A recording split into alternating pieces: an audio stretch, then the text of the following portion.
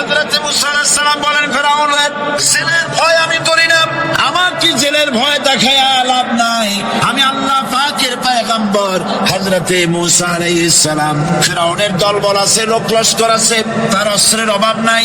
আল্লাহ রাব্বুল আলামিন মুসা আলাইহিস সালামের কাছে একটা অস্ত্র দিয়ে দিলেন। দিছিলেন কিনা? আল্লাহ পাক হযরত মুসাকে বলেছেন, ওয়া মা তিলকা বিয়ামিনিকা ইয়া মুসা, মুসা রে তোমার হাতে ওটা কি? মুসা আলাইহিস সালাম বললেন, এটা লাঠি। আল্লাহ পাক বললেন, ফেলে দাও লাঠি। লাঠি ফালায় দিলেন। কি হয়ে গেল? হিয়া হাইয়াতুন তাসআ, লাঠি হয়ে গেল। এখন লাঠি পড়ে সাপ হয়ে গেল। সাপ দেখে নবী বলি হোক, সাবি হোক আর আলেম হোক, সাপ দেখলে ভয় করে না মানুষের? মুসা আলাইহিস সালাম ভয় পেয়েছে। আল্লাহ রাব্বুল আলামিন হযরত মুসাকে শোনায় দিলেন, খুযহা ওয়া লা তাখাফ সানুঈদুহা সিরাতাহাল উলা, ভয় পেও না। আল্লাহ বলছেন ধরো, ভয় পেও না। তারা সঙ্গে সঙ্গে স্বাভাবিক অবস্থায় ফিরে আসবে, আবার লাঠি হয়ে যাবে। এখন আল্লাহ বলছেন ধরো। মুসা আলাইহিস সালাম কি ভয় পাওয়া উচিত হবে? উচিত হবে। মুসা আলাইহিস সালাম কি ভয় পাইছিলেন? কারণ হচ্ছে এই দুশমনের শক্তিটা খুব বড়ই দেখা যায়, মনে হয় যেন অনেক বড় কি জানি কি। আল্লাহ পাক বলছেন, ইন্না কাইদাশ শায়তানি কানা দাঈফা, শয়তানের চক্রান্ত যতই তুমি মনে করো অনেক ষড়যন্ত্রের জাল বিস্তার হয়ে আছে, আল্লাহ পাক কিছুই না, দাঈফ অত্যন্ত দুর্বল। আল্লাহ পাক বললেন ধরো। মুসা আলাইহিস সালাম সাপ ধরলেন, সঙ্গে সঙ্গে লাঠি হয়ে গেল। ফেরাউন বরদাস্ত করলো না, রাষ্ট্র শক্তির পক্ষ থেকে আক্রমণ শুরু হলো। অপরাধ কি? মুসা আলাইহিস সালামের অপরাধ কি? কি অপরাধ? মাশাআল্লাহ, বুঝতে পেরেছেন। অপরাধ হচ্ছে তিনি বলেছেন লা ইলাহা, জোরে বলেন লা ইলাহা ইল্লাল্লাহ। তো আমি বলবো আল্লাহ রাব্বুল আলামিন কোরআনে কারীমের মধ্যে বলেছেন, আল্লাহু লা ইলাহা ইল্লা হুয়াল হাইয়ুল কাইয়্যুম। কোন সূরা আছে? কোন আয়াতে? আয়াতুল কুরসি। পড়তে ইচ্ছা করে না? পড়েন আমার সাথে। আল্লাহু লা ইলাহা ইল্লা হুয়াল হাইয়ুল কাইয়্যুম। আল্লাহ হচ্ছেন তিনি, যিনি ছাড়া কোনো উপাস্য নাই, কোনো ইলাহা নাই, কোনো মাবুদ নাই, যিনি ছাড়া আর কোনো ইবাদতের মালিক নাই। আর যিনি হচ্ছেন সদা জাগ্রত চিরঞ্জীব, সার্বভৌমত্বের একচ্ছত্র মালিক, যিনি সদা জাগ্রত চিরঞ্জীব, তিনি হচ্ছেন আল্লাহ। এখন কেউ যদি বলেন আল্লাহ অক্ষর কি, এক একটা অক্ষর বাদ দিয়া আল্লাহরে চিনায় দেন, তাও চিনানো যাবে। আল্লাহর প্রথম অক্ষর যদি বাদ দেন, কি থাকবে? কোরআনে কারীম বলছে তা দিয়েও বোঝা যাবে। লিল্লাহি মা ফিস সামাওয়াতি ওয়া মা ফিল আরদ, আল্লাহ হচ্ছেন তিনি যার জন্য আকাশ আর জমিন, আকাশ এবং জমিনের একচ্ছত্র মালিক। এর মাঝখানে যা কিছু আছে সব কিছুর মালিকানা যার হাতের মুঠায়, তিনি আমার আল্লাহ। তিনি কে? আল্লাহ। তারপরে যদি বলেন আরেকটা লাম ছেড়ে দেন, আলিফ সাল্লাম, একটা লাম ছেড়ে দিলাম, তাহলে কি থাকলো? লাহু থাকলো, দুইটা অক্ষর থাকলো লাহু। এই লাহু দিয়েও আল্লাহ রাব্বুল আলামিনের সিফাতকে, তার গুণকে বোঝা যাবে। লাহু মাকালিদুস সামাওয়াতি ওয়াল আরদ, আল্লাহ পাক বলেন আসমান এবং জমিনের রিজকের চাবিকাঠি আল্লাহ পাকের হাতে, যাকে খুশি তিনি পর্যাপ্ত রিজেক দান করেন। কেউ যদি বলেন লামটাও ভালো দেন, লামটাও ছেড়ে দেন, দিলাম লাম একটা ছেড়ে, থাকলো কি? একটা অক্ষর থাকলো হু। এই হু দিয়ে আমার আল্লাহরে চেনা যাবে। ওয়া হুয়াল গফুরুল ওয়াদুদুল আরশিল মাজিদ ফাআলুল লিমা ইউরিদ। আমার আল্লাহ হচ্ছেন তিনি, যিনি ক্ষমাশীল, যিনি দয়াবান, যিনি বান্দাকে মহব্বত করেন, যিনি হচ্ছেন আরশে আসিমের মালিক। তিনি হচ্ছেন সেই মহান সত্তা, যিনি যা খুশি তাই করতে পারেন। সুতরাং আল্লাহ হচ্ছেন এমন এক লফজ এমন এক নাম, এমন এক ইসমে জাত যার কোনো বিকল্প নাই, যা অনুবাদ করে আল্লাহকে স্রষ্টা বললেই এটা সারবে না, সৃষ্টিকর্তা বললে সারবে না। আল্লাহ পাকের নামের বিরাট বিশাল ব্যাপক অর্থ রয়েছে। সুতরাং আল্লাহকে আল্লাহই বলতে হবে। আল্লাহকে কি বলতে হবে? আল্লাহ আল্লাহ আল্লাহ। কত মজাই নামে, সুবহানাল্লাহ, কত মজাই নামে। আল্লাহ রাব্বুল আলামিন বলেন, আমরা শুরু করছি সূরা ফাতিহা। অভিনন্দন পত্র দিচ্ছি, কারে দিচ্ছি? আল্লাহ পাককে দিচ্ছি। শেখানো ভাষা দিয়ে রব্বুল আলামিন বলেন, প্রশংসা করো আলহামদুলিল্লাহি রাব্বিল আলামিন। সমস্ত প্রশংসা আল্লাহ পাকের, যিনি হচ্ছেন রব, যিনি কি রব। এখন এই রব শব্দের বাংলা অর্থ করা হয় প্রভু, লালনকারী, প্রতিপালনকারী, কিন্তু এই অর্থ যথেষ্ট নয়। কোরআনে কারিমে যে রব বলা হয়েছে তার অর্থ হচ্ছে, তার অর্থ ব্যাপক, অনেক বিশাল এর অর্থ। এ রব কাকে বলে? এই রব শব্দের বাংলা অর্থ করা হয় প্রভু, লালনকারী, প্রতিপালনকারী, কিন্তু এই অর্থ যথেষ্ট নয়। কোরআনে কারিমে যে রব বলা হয়েছে তার অর্থ হচ্ছে, তার অর্থ ব্যাপক, অনেক বিশাল এর অর্থ। এ রব কাকে বলে? আমি রবের সমস্ত ব্যাখ্যা করতে পারবো না, তবে অল্প কথায় এমন ভাবে বলতে চেষ্টা করব যাতে করে আপনাদের বুঝে আসবে ইনশাআল্লাহ। আমরা বলি ইনশাআল্লাহ। এখন আপনারা যদি আমাকে প্রশ্ন করেন যে অত কথা বুঝি না, এক লাইনে এক বাক্যে বুঝাই দেন রব কাকে বলে, তাহলে আমি কথাটা এইভাবে বলবো, যাহার যখন যে জিনিসের যতটুকু প্রয়োজন তাহাকে তখন সেই জিনিস ফরিয়াদ করার আগে যিনি পৌঁছে দেন তার নাম হচ্ছে রব। এ রব হচ্ছে তার মধ্যে রুবুবিয়তের সম্পূর্ণ কোয়ালিটিতে ভর্তি। আল্লাহ পাকের মধ্যে রুবুবিয়তের কোয়ালিটি। রব শুধু সৃষ্টি করেই ছেড়ে দেন না, প্রতিপালন করেন, পূর্ণতায় পৌঁছে দেন। সুবহানাল্লাহ বলতে ইচ্ছে করে না ভাইরা? দেখেন আল্লাহ রাব্বুল আলামিন এমন রব। বাংলাদেশের কুকুর আর আমেরিকা, ইউরোপের শীত প্রধান দেশের কুকুর একরকম নয়। আমাদের দেশের পশু, ইউরোপ আমেরিকা শীত প্রধান দেশের পশু একরকম নয়। তার কারণ হলো আমাদের দেশে শীত কম, নাতিশীতোষ্ণ অঞ্চলের মধ্যে খানিকটা পড়ে যায়। এখানে পশুদের গায়ে কম পশম থাকলে কোনো অসুবিধা নাই। ভেড়া, ঘোড়া, কুকুর, বন্য প্রাণীকে কেউ তো কম্বল দেয় না, ল্যাপ দেয় না, রাজাই দেয় না, খাতা দেয় না, চাদর দেয় না। আল্লাহ রাব্বুল আলামিন তিনি এমন রব, শীত প্রধান দেশের পশুদের গায়ে পশম দিয়া চিরস্থায়ী কম্বল জড়ায় দিয়েছেন। এটা হচ্ছে রব। প্রতিপালনের পদ্ধতি কি সুন্দর করে তিনি প্রতিপালন করছেন, কি সুন্দর করে তিনি পশু পক্ষীগুলিকে তাদের আহার জোগাড় করছেন, প্রতিপালন করছেন। তিনি রব। মানুষকে সৃষ্টি করেছেন, আমাদেরকে সৃষ্টি করেছেন, সব প্রয়োজন মিটাইছেন, সকল প্রয়োজন মিটিয়েছেন, একটা জিনিস বাদ রাখেন না। আমাদের মুখে দাঁতের দরকার ছিল, মায়ের পেট থেকে দাঁত নিয়ে আসেনি। মায়ের পেট থেকে আসার পরে আমাদের খাবারের দরকার ছিল। লক্ষ্য করেন রব কারে বলে, লক্ষ্য করুন। মায়ের পেটের মধ্যে যখন ছিলাম ওখানে কোনো রোগের জীবাণু ঢুকতে পারে নাই। ফি করারিন মাকিন, একটি সুরক্ষিত জায়গায় আল্লাহ রাব্বুল আলামিন বাচ্চাকে রেখেছেন, যেখানে কোনো সর্দি হবে না, জ্বর হবে না, সর্দি হবে না, ব্রঙ্কাইটিস হবে না, ডায়াবেটিস হবে না, প্রেসার হবে না। মায়ের পেটের মধ্যে বাচ্চাকে এমন জায়গায় আল্লাহ যত্ন করে রেখেছেন। এই বাচ্চা যখন মায়ের পেট থেকে বেরিয়ে এলো তখন তার পরিবেশ অত্যন্ত খারাপ। এখানে পলিউশন আছে, এখানে কার্বন ডাই অক্সাইড আছে, এখানে বিষাক্ত হাওয়া আছে, এখানে দূষিত আবহাওয়া রয়েছে। প্রতি মুহূর্তে রোগ তাকে হামলা চালাতেছে। এই রোগের থেকে সে বাচ্চা বাঁচবে কি করে?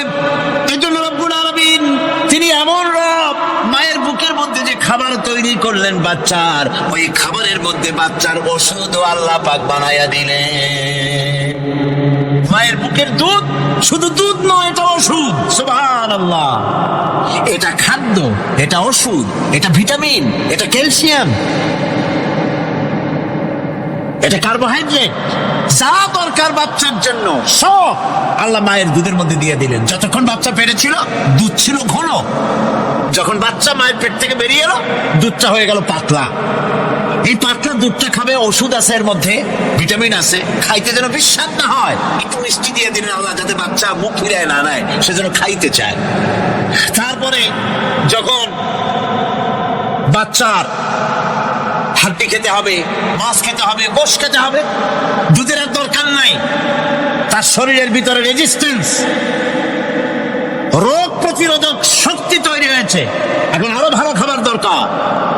আল্লাহ রাব্বুল আলামিন মায়ের দুধকে শুকায় দিলেন, চুষলে আর পাওয়া যাবে না, দুধ শুকায় গেছে, এখন বাইরের খাবার খেতে হবে। আসছিল যখন বুকে দাঁত ছিল না, বাইরে যখন এলো দাঁতের যখন দরকার হলো, কোন আল্লাহর বান্দা কি আল্লাহর কাছে দরখাস্ত করেছেন যে আল্লাহ আমার কয়েকখান দাঁত দাও, দাঁত ছাড়া আমি সামাই কেন? সবগুলি দাঁত কে সেট করে দিলেন? রব্বুল আলামিন দাঁতগুলিকে সেট করে দিলেন, বুকের মধ্যে দাঁত এসে গেল। আল্লাহ রব্বুল আলামিন শরীরটাকে সাজিয়ে গুছিয়ে, হিউম্যান বায়োলজি যাকে বলা হয়, যে শরীরকে যে সুন্দর করে আল্লাহ পাক তৈরি করলেন, বলে শেষ করা যাবে না কত সুন্দর করে আল্লাহ পাক বানিয়েছেন।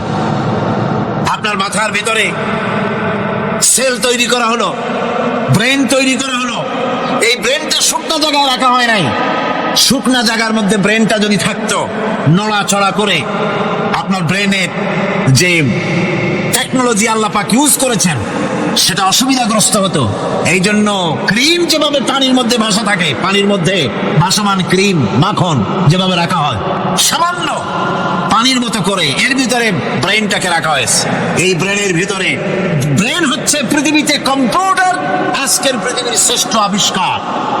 কিন্তু মানুষের মাথায় যে কম্পিউটার আল্লাহ পাক দান করেছেন, এই কম্পিউটারের সামনে দুনিয়ার কম্পিউটার এতিম। এবার লন্ডন গিয়েছিলাম, প্রত্যেক বছর 1.5 মাস 2 মাস সময় পাই, কিন্তু আপনারা দোয়া করেছেন এখন পার্লামেন্টে সময় দিতে হয় বেশি। বিদেশের সফর কমে গিয়েছে, 10 দিনের জন্য গিয়েছিলাম। ওরা আমাকে একটা ডায়েরি দিল, সেই ডায়েরিটার ভিতরে ডিজিটাল ডায়েরি, এই ডায়েরির মধ্যে তারা বলল যে এরকম, এই যে কাগজটা আপনারা দেখতে পাচ্ছেন, এই রকমের কাগজের 10 লক্ষ পাতা লিখতে যত কাগজ লাগে, এরকমের 10 লক্ষ পাতার লেখা ছোট্ট এই ডায়েরিটার মধ্যে ঢুকাই দেওয়া যায়। 10,000 টেলিফোন নাম্বারের মেমোরিতে তুলে দেওয়া যায়। এটা হচ্ছে লেটেস্ট আবিষ্কার। কিন্তু আল্লাহ পাক মানুষের যে ব্রেনটা তৈরি করলেন, পৃথিবীতে যা আছে এ সব কিছু একটা মানুষের ব্রেনের মধ্যে, সমস্ত তথ্য, সমস্ত ফ্যাক্টস মানুষের মেমোরির ভিতরে ঢুকাবার পরেও আরো লক্ষ লক্ষ জায়গা বাকি থেকে যাবে, শূন্য থেকে যাবে, যা পূরণ হওয়ার নয়। এত বিশাল মেমোরি আল্লাহ পাক তার মানুষের মাথার মধ্যে তৈরি করে দিয়েছে। সুবহানাল্লাহ বিহামদি। দেখুন অবস্থাটা কি। আল্লাহ তার মানুষকে কিভাবে, রব কাকে বলে, রব কারে বলে, সুবহানাল্লাহ বিহামদি। চোখের সামনে রাস্তা দিয়ে চলতে গিয়ে চোখের সামনে সাপ দেখলেন, চোখ দেখার কাজ করেছে। চোখ কি করেছে? দেখার কাজ করেছে। এখন কি করবেন? চোখ কিন্তু দেখে বসে থাকে নাই, চোখ দেখা মাত্রই ট্রান্সমিট করেছে ব্রেনকে। ব্রেন সাথে সাথে অ্যাকশন নিতে বলেছে হাতকে আর পাকে। হাতে লাঠি থাকলে পিটাও, লাঠি না থাকলে পাকে বলেছে দৌড় মারো। এই যে সাপ দেখলো, চোখ এটাকে পাঠাই দিল ব্রেনকে, ব্রেন পাঠাই দিল অ্যাকশনে হাতে আর পায়ে। এতে কিন্তু 1 সেকেন্ড সময় লাগে নাই, 1 সেকেন্ডের কয়েক লক্ষ ভাগের 1 ভাগের ভিতরেই মানুষ অ্যাকশনে এসে গিয়েছে। সুবহানাল্লাহ। এর নাম হচ্ছে রব। এর নাম কি? রব। তার অফুরন্ত সৃষ্টি, অফুরন্ত সৃষ্টি। মানুষের হার্ট তৈরি করেছেন, চোখ তৈরি করেছেন। চোখে কিন্তু আমরা নেগেটিভ দেখি। চোখে আমরা কি দেখি?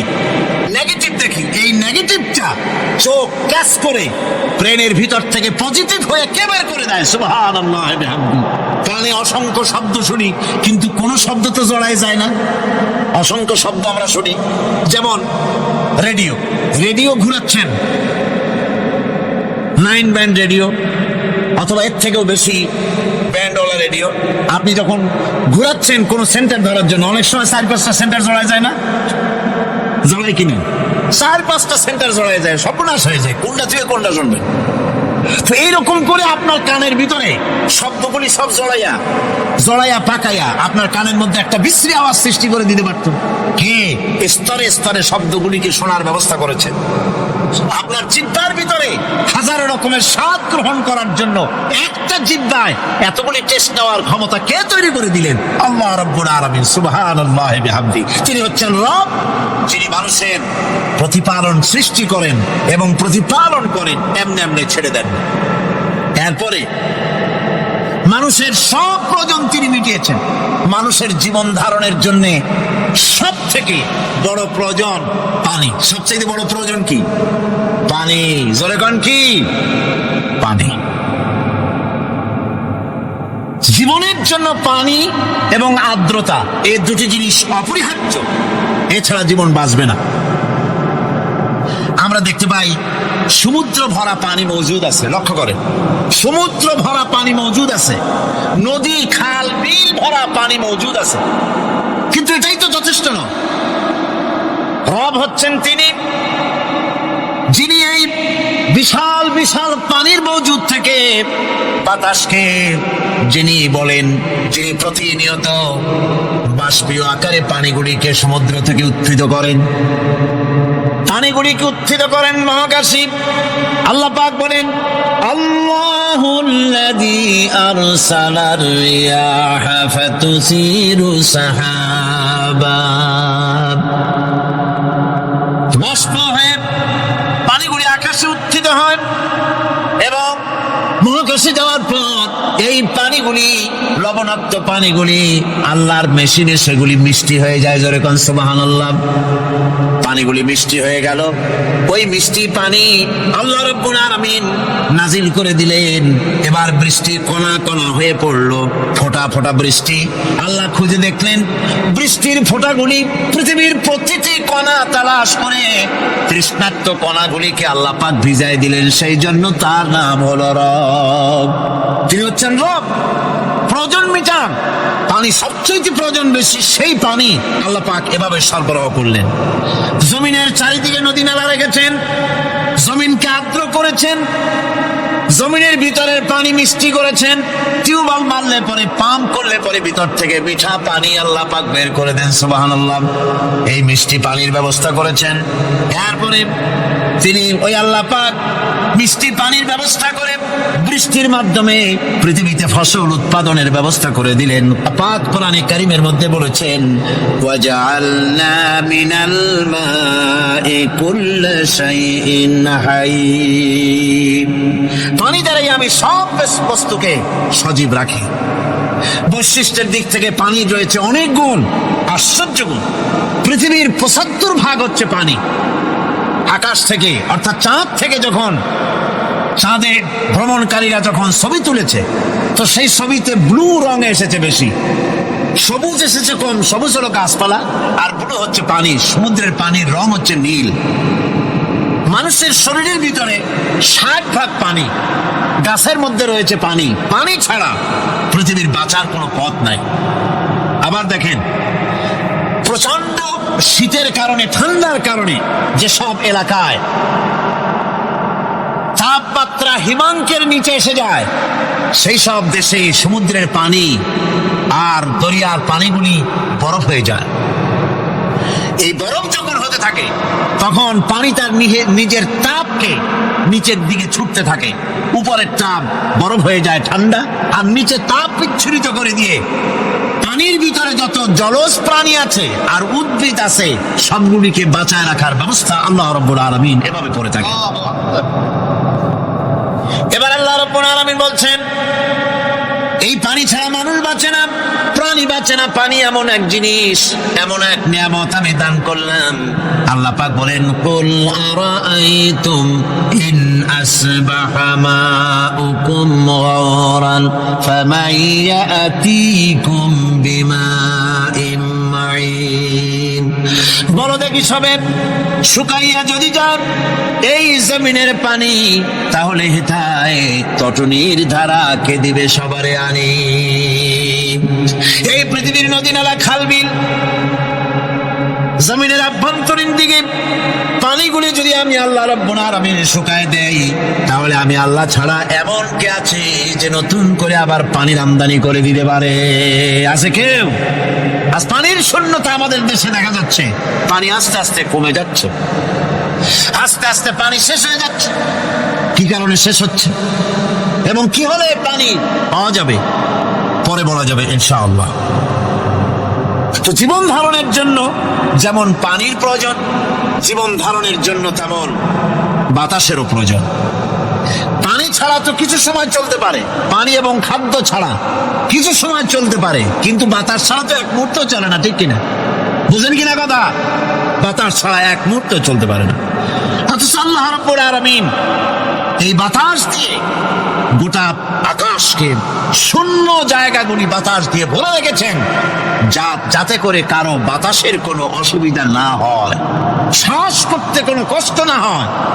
প্রাণী জগৎকে বাতাস দিয়ে বাঁচিয়ে রাখার জন্য আল্লাহ পাক মহাশূন্যকে এভাবে সব এলাকা বাতাস দিয়ে ভরে রেখেছেন। এই জন্য তার নাম হচ্ছে রব। এটাই হচ্ছে রুবুবিয়তের নমুনা। আমার ভাইয়েরা, আল্লাহ রাব্বুল আলামিন পানি দিলেন, বাতাস দিলেন, খাদ্যের ব্যবস্থা করে দিলেন। শস্য শ্যামল এলাকায় আল্লাহ পাক সব জায়গাগুলিতে শস্য শ্যামল হোক অথবা ঊষর ধূসর মরুভূমি হোক, সারা পৃথিবী জুড়ে আল্লাহ রাব্বুল আলামিন খাবারের দস্তরখান বিছায় রেখেছেন। ওয়ামা মিন দাব্বাতিন ফিল আরদি ইল্লা আলাল্লাহি রিজকুহা। এই পৃথিবীর বুকে এমন কোন বিচরণশীল জীব নাই যেই জীবের রিজকের দায়িত্ব আমি আল্লাহ আমার নিজ হাতে গ্রহণ করি নাই। জোরে বলেন সুবহানাল্লাহ। সব রিজেক আমি ছড়াই রেখেছি বিশ্ব জুড়ে সর্বত্র। আল্লাহ পাক বলছেন ফালইয়ানজুরিল ইনসানু ইলা তাআমিহি আন্না সাবাবনাল মা'a সাব্বা সুম্মা শাকাকনাল আরদা শাক্কা ফাআনবাতনা ফিহা হাব্বা। আল্লাহ পাক বলছেন মানুষের উচিত নিজ খাদ্যাদির দিকে লক্ষ্য করা, নিজের খাদ্যের দিকে লক্ষ্য করা।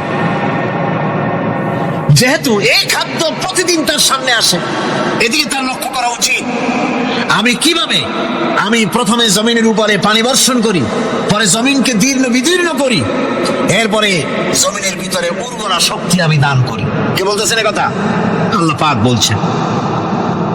এরপরে আমি নানান জাতের ফসল ফলন তোমাদের জন্য আমি দান করে দেই। খাদ্যের দিকে নজর করতে এই জন্য আল্লাহ পাক বলেছেন মানুষ চতুর্দিক থেকে তো চোখ ফিরাতে পারে, মুখ ফিরাতে পারে, কিন্তু খাদ্যের দিকে তার নজর করতেই হয়।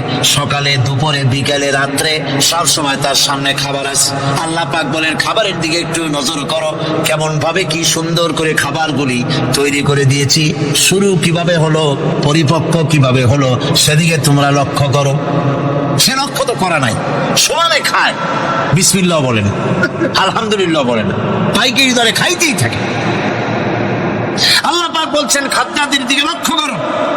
এই যে চাউল তোমরা খাচ্ছ, আটা খাচ্ছ, গম খাচ্ছ, মাছ খাচ্ছ, গোশ খাচ্ছ, তাম পৃথিবীর সমস্ত বিজ্ঞানী একত্রিত হয়ে একটা চাউল বানাইতে পারবে? জোরে কোন পারবে? না পারবে। পারবে প্লাস্টিকের চাউল খাবে আর কলেরা হয়ে মরবে। পৃথিবীর সমস্ত বিজ্ঞানীরা একত্রিত হয়ে একটি চাউল বানাতে পারবে না, একটা ডিম বানাতে পারবে না। পারবে একটা ডিম বানাতে? পারবে না। বিজ্ঞানীদের প্রশংসা আমরা করি, হ্যাঁ করি, বিজ্ঞানীরা অনেক কিছু বিশ্বকে উপহার দিয়েছে, কিন্তু মূল রবের কাছে আমরা যাই না, তাকে চিনতেও পারি না, সেখানে যাই না। বিজ্ঞানীরা কি করেছে? আল্লাহর বানানো জিনিসগুলি তারা ডিজাইন করেছে। ডিজাইন করতে তো নিষেধ নাই, আর ডিজাইন করাই যায়, সৃষ্টি করতে পারে না। বিজ্ঞানীরা সৃষ্টি করে নাই, ডিজাইন করেছে। কিরকম? আল্লাহ পাক চাউল তৈরি করেছেন। চাউল তৈরি করেছে কে? বলেন না সবাই। এখন আপনারা সেই চাউল দিয়ে পিঠা বানান, পায়েস বানান, সেই চাউল দিয়ে ভাপা পিঠা, আরো কি যেন খায় চট্টগ্রামে, রস দিয়ে, ওটা কি কয়? ধুই পিঠা নাকি ধোঁয়া পিঠা। সেইভাবে করে আপনি ডিজাইন তৈরি করছেন। আটা দিচ্ছে, আল্লাহ পাক আটা তৈরি করেছেন, গম দিয়েছেন, এই আটা দিয়ে গোলগোল্লা তৈরি হচ্ছে, এর দ্বারা রুটি তৈরি হচ্ছে, এর দ্বারা অসংখ্য রকমের সিমাই টিমাই ইত্যাদি দিয়ে, লাচ্ছা সিমাই, নানান রকমের সিমাই আপনি ডিজাইন করার অসুবিধা নাই। আল্লাহর তৈরি করা কাঠ দিয়ে ফার্নিচার তৈরি হচ্ছে, টেবিল হচ্ছে, চেয়ার হচ্ছে, কুশি শুদ্ধ হচ্ছে। আল্লাহর তৈরি করা লোহা দিয়ে বাইক হচ্ছে, স্টেন গান হচ্ছে, ব্রেন গান হচ্ছে, তারপরে প্লেন হচ্ছে। তাহলে আমি বলতে চাইলাম, বোঝাতে চাইলাম, সমস্ত জিনিস এর স্রষ্টা কে? যারা বলেন কে? বিজ্ঞান শুধু এগুলিকে এক জায়গায় করে অ্যাসেম্বল করেছে, এগুলিকে এক জায়গায় করে এক একটা রূপ দিয়েছে। এখানে বিজ্ঞানের কৃতিত্ব আছে ঠিক, কিন্তু আপনারাই বলেন, লোহা যদি আল্লাহ তৈরি না করতেন, এই মাইক তৈরি হতো, রাইফেল তৈরি হতো? আর রাইফেল যদি নাই হতো, তাহলে কারাগারের বন্দীগুলো মারতেন কি দিয়া? রাইফেল যদি না হতো, যুদ্ধ করতেন কি দিয়ে? ঠিক কিনা? যত মারামারি ইত্যাদি যা কিছু হচ্ছে, তো শুধু মারামারির জন্যই তো আল্লাহ লোহা বানান নাই। লোহার সবচাইতে বড় প্রয়োজন হচ্ছে জমিন কর্ষণ করা, জমিন চাষ করা। এই জমিন চাষের জন্য লাঙ্গল দরকার, শাবল দরকার, খন্তা দরকার, কোদাল দরকার। এই লোহার দাম কেউ আল্লাহ পাকে এত লোহা বেশি দিয়েছেন, যার জন্য লোহার দাম কম। সোনা কম দিয়েছেন, যেহেতু সোনার প্রয়োজনীয়তা কম, লোহার প্রয়োজনীয়তা বেশি, এই জন্য লোহা বেশি দিয়েছেন, দামটা কমে গেছে, যার জন্য আপনার আমার জন্য কিনে ব্যবহারটা সহজ হয়েছে। কথা ঠিক কিনা বন্ধুগণ? আল্লাহ রাব্বুল আলামিন এইভাবে করে মানুষের রুবুবিয়তটা, আল্লাহ পাকের রুবুবিয়ত হচ্ছে তিনি মানুষকে সুন্দর করে সৃষ্টি করে যা কিছু প্রয়োজন সবকিছু খাওয়াচ্ছেন, দিচ্ছেন। সে আল্লাহ পাক প্রশ্ন করছেন, কুল মান ইয়ারযুকুকুম মিনাস সামাই ওয়াল আরদ আম্মান ইয়ামলিকুস সামআ ওয়াল আবসারা ওয়া মান ইয়াখরুজুল হাইয়্যা মিনাল মাইয়িতি ওয়া ইউখরিজুল মাইয়িতা মিনাল হাইয়্য। আকাশের প্রশস্ত বুক থেকে এবং জমিনের এই প্রশস্ত বুক থেকে কে রিজিক, তোমাদের খাদ্যকে উৎপাদন করে? কে নির্জীব থেকে সজীবকে বের করেন? আর কে সজীবকে নির্জীবে পরিণত করেন? তিনি কে? তিনি হচ্ছেন আল্লাহ পাক। আল্লাহ পাক বলছে, এই প্রশ্ন যদি তাদেরকে করা হয় তো তারা কি বলবে?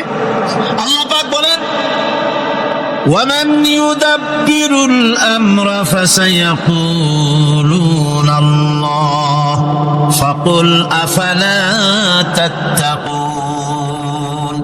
হে নবী, এদেরকে প্রশ্ন করুন।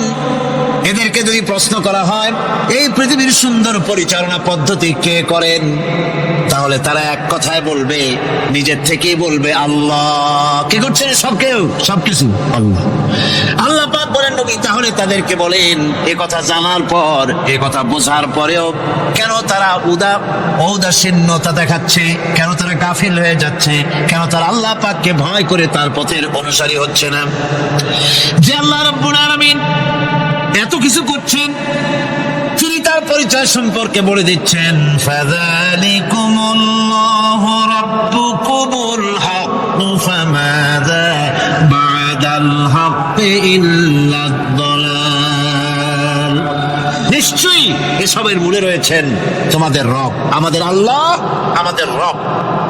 সুতরাং উজ্জ্বল সত্য প্রকাশিত হওয়ার পর গোমরাহি ছাড়া আর কিছুই বাকি থাকে না। সুতরাং যারা সত্যের পথের অনুসরণ করতে চায়, রবকে চিনতে হবে, আল্লাহ পাককে জানতে হবে এবং তাকে অনুসরণ করতে হবে, তাকে রব হিসাবে চিনতে হবে। আমার বন্ধুগণ, এটা হচ্ছে সেই রুবুবিয়ত ইলাহি যার দিকে হযরত মুসা আলাইহিস সালাম ইঙ্গিত করেছিলেন ফেরাউন যখন তাকে প্রশ্ন করেছিলেন, ফামান রাব্বুকুমা ইয়া মূসা, হে মূসা তোমাদের দুজনের রব কে? তোমাদের রব, তোমাদের প্রভু কে? তিনি জবাব দিলেন, রব্বুনাল্লাযী আ'তা কুল্লা শাইইন খালকাহু সুম্মা হাদা। রব হচ্ছেন আমাদের তিনি, যিনি নাকি আমাদের প্রতিপালক, আমাদেরকে সৃষ্টি করেছেন এবং আমাদেরকে হেদায়েত দিয়েছেন, সঠিক পথের দিশা দিয়েছেন। এখানে হেদায়েত হচ্ছে, এখানে হেদায়েত শব্দের অর্থ হচ্ছে সৃষ্টি শুধু করেন নাই, তাকে চলার, তার খাদ্য অনুসন্ধানে, তাকে বেঁচে থাকার সবকিছুর উপকরণ, এর কমন সেন্স, এর সাধারণ জ্ঞান আল্লাহ পাক তার সাথে দিয়েছেন। তিনি হচ্ছেন রব। আচ্ছা, একটু দৃষ্টান্ত দেই। এই হেদায়েতটা কি? এই হেদায়েতটা হচ্ছে, আপনাদের বাড়িতে যদি কারো বিড়াল থাকে, বিড়াল, বিড়াল বোঝেন তো না? কি বলে এটা? বিড়াল, বিলাই নাকি বলে? বিড়াল। এই বিড়াল যদি আপনাদের কারো বাড়িতে থাকে, তো বিড়ালের প্রসবকালীন অবস্থা দেখবেন। বিড়ালের প্রসব হবে, বাচ্চা দেবে।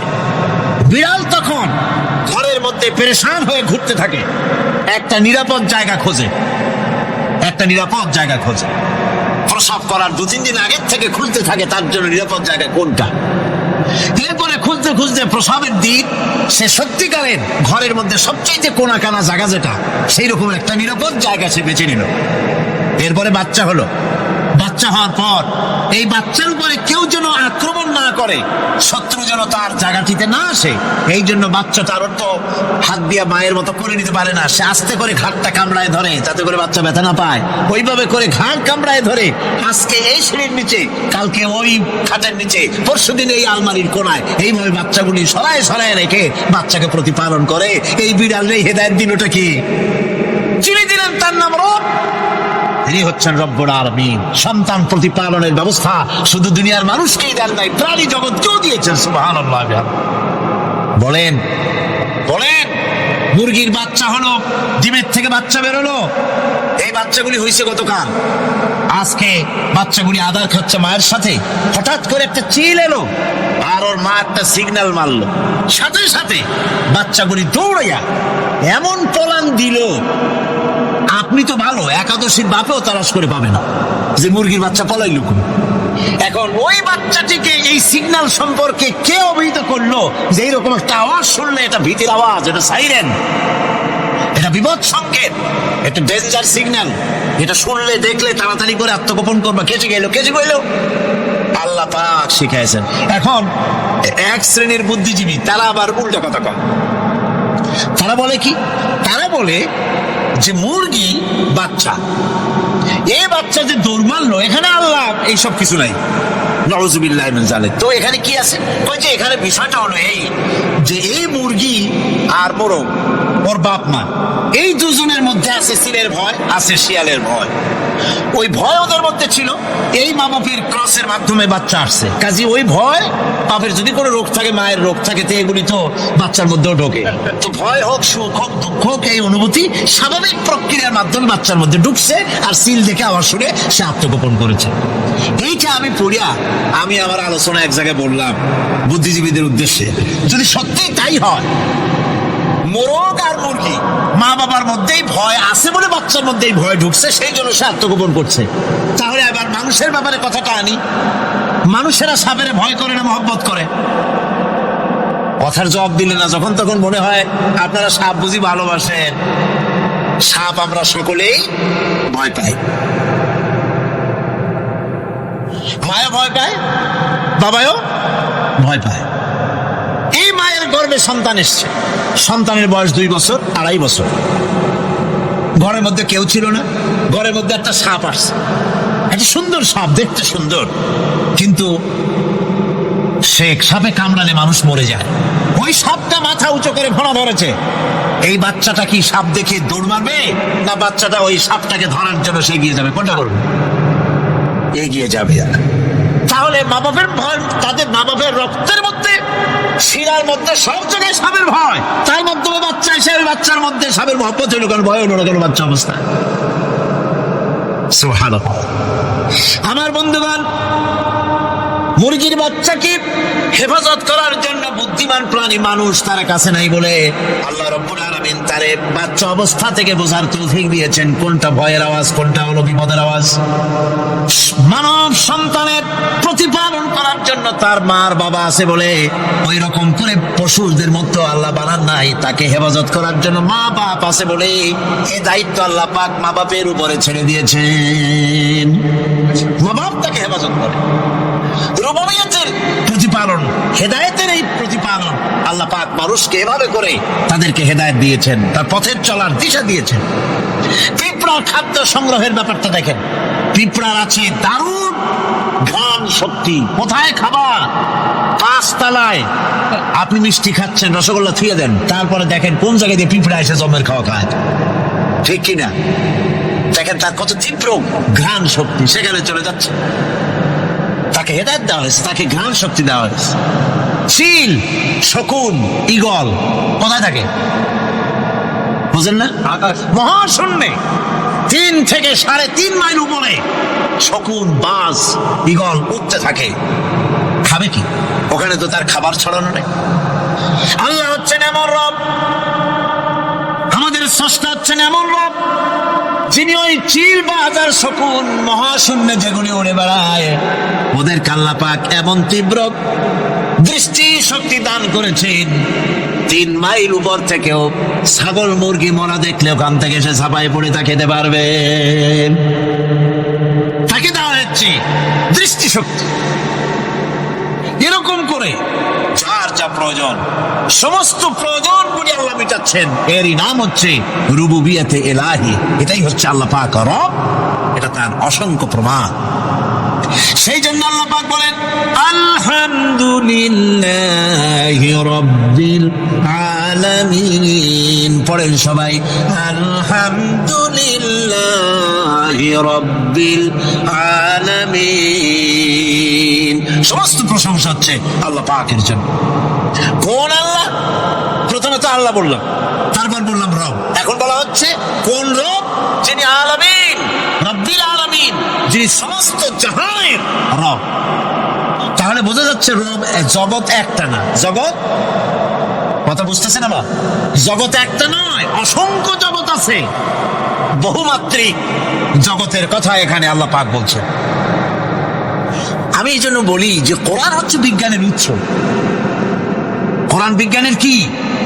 বিজ্ঞানের আবিষ্কার যত বাড়বে, বিজ্ঞান চিরটা কাল কোরআনের কাছে ভিক্ষার হাত দিয়ে এতিমের মতো দাঁড়ায় থাকবে কিয়ামত পর্যন্ত।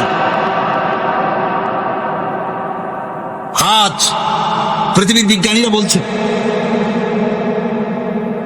জগৎ সম্পর্কে, আমরা মনে করছি পৃথিবীটাকে, আমাদের কাছে জগৎ 2টা। কয়টা জগৎ? একটা জগৎ হলো এইটা, ইহ জগৎ আর পরজগৎ, এছাড়া আর কিছু জানি না। এই 2টাই জগৎ আমাদের কাছে। এখন দেখেন বিজ্ঞানীরা কি বলছে। বিজ্ঞানীরা বলছেন সৌরজগতে শুধু আমাদের সৌরজগৎটাই শেষ না, অসংখ্য সৌরজগৎ আছে মহাশূন্যে, অসংখ্য সৌরজগৎ। পৃথিবীর প্রতি 4 বিলিয়ন মানুষ যদি এক একটা সৌরজগৎ দখল করে, তাতেও সৌরজগৎ শেষ হবে না। আরো সহস্র সহস্র বিলিয়ন বিলিয়ন সৌরজগৎ আরো ফাঁকা পড়ে থাকবে। এত সৌরজগৎ আল্লাহ সৃষ্টি করেছেন। এই মহাশূন্যে বহুমাত্রিক জগতের কথা আল্লাহ পাক এখানে বলেছেন। এই পৃথিবী একটা জগৎ, এই মাটির তলে আছে আর এক জগৎ, সমুদ্রের ভিতরে আছে পানির তলার আর এক জগৎ। আর মহাশূন্য যে কি তা আপনার মাথায় শূন্য হয়ে যাবে চিন্তা করতে করতে। এই জন্য বিজ্ঞানীরা, বড় বড় বিজ্ঞানী, এরা কিন্তু নাস্তিক হয় না। বর্তমান বিজ্ঞানীরা চিন্তা করে গবেষণা করে খেই হারিয়ে ফেলছে মহাশূন্যকে দেখে। যেখানে আছে গ্যালাক্সি, যেখানে আছে মিল্কি ওয়ে, যেখানে রয়েছে অসংখ্য তারকা, এই পৃথিবীটা মহাশূন্য আল্লাহ যেভাবে তৈরি করেছেন সেই তুলনায় এই পৃথিবী একটা মার্বেলের চাইতে খুব বেশি একটা বড় কিছু হয় বলে মনে হয় না। পৃথিবী যদি হয় একটা মার্বেলের মতো, তাহলে আমরা যে মানুষ, আমাদের অস্তিত্ব কোথায় চিন্তা করেন। এবার মহাশূন্যে চলেন, মহাশূন্য সে কি বিশাল মহাশূন্য। একটা তারকা থেকে আর একটা তারকায় যদি যেতে হয় তাহলে সহস্র সহস্র বিলিয়ন বছরের দরকার হবে। কি বছর? এই দুনিয়ার বছর না, আলোকবর্ষ, লাইট ইয়ার। আলো চলে প্রতি সেকেন্ডে কত? 1,86,000 মাইল। এই 1,86,000 মাইলের সেকেন্ড, এর মিনিট, এর ঘন্টা, এর দিন, এর মাস, এর বছর, এই আলোকবর্ষ। সহস্র সহস্র আলোকবর্ষ পার হয়ে যাবে এক তারকা থেকে আর এক তারকায় পৌঁছানো সুকঠিন। এ ধরনের অসংখ্য তারকা আল্লাহ পাক তৈরি করে রেখেছেন। সূর্য হচ্ছে পৃথিবীর চাইতে 13 লক্ষ গুণ বড়। এরকম সূর্য বিজ্ঞানীরা এখন বলছে, আগে বলতো 1 কোটি সূর্যের চাইতে বড় তারকা, এখন বলতেছে এই রকমের পৃথিবীর চাইতে 13 লক্ষ গুণ বড় যে সূর্য, এরকম 3 কোটি সূর্য খেয়ে ফেলাইতে পারে। এরকম সহস্র সহস্র তারকা এক একটা গ্যালাক্সির ভিতরে আল্লাহ পাক তৈরি করে রেখেছে। এখন মনে হচ্ছে যে এই তারকাগুলি বড় না, এই তারকাগুলির চাইতে আবার বড় জিনিস কি, সেটাকে বলা হয় ব্ল্যাক হোল। সেটাকে বলা হয় ব্ল্যাক হোল, অন্ধকার কূপ। ব্ল্যাক হোল আবার ম্যান হোল বুঝবেন না, কিন্তু ম্যান হোলের ঢাকনা চুরি হয় যেমন। তবে একটা দৃষ্টান্ত আপনি বুঝতে পারেন, রাস্তায় রাস্তায় যেমন অসংখ্য ম্যান হোল আছে, ওই রকম করে মহাশূন্যে অসংখ্য ব্ল্যাক হোল আছে, একটা দুইটা না, অসংখ্য। এই ব্ল্যাক হোল আবার দেখা যায় না, অদৃশ্য ব্ল্যাক হোল। এই ব্ল্যাক হোলগুলো কি?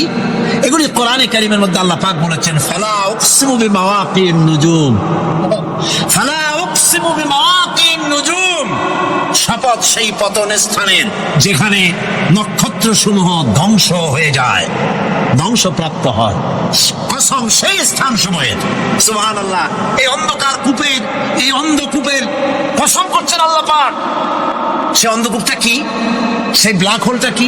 সেই ব্ল্যাক হোল হচ্ছে ওই যে তারকার কথা বললাম, যে সূর্য খাইতে পারে, 3 কোটি সূর্য খাইতে পারে। এই রকমের তারকাগুলি ঘুরতে ঘুরতে কোনো এক কারণে যখন সে ব্ল্যাক হোলের রেঞ্জের মধ্যে এসে যায়, তখন ব্ল্যাক হোল ওকে এমন ভাবে চুষে হজম করে ফেলে, যেমন বাচ্চা চকলেট চুষে খাইয়া ফেলায়। এইরকম ব্ল্যাক হোলগুলি অত বড় তারকাগুলি খাইয়া চুষা শেষ করে ফেলে যায়। সুবহানাল্লাহ বিহামদিহি।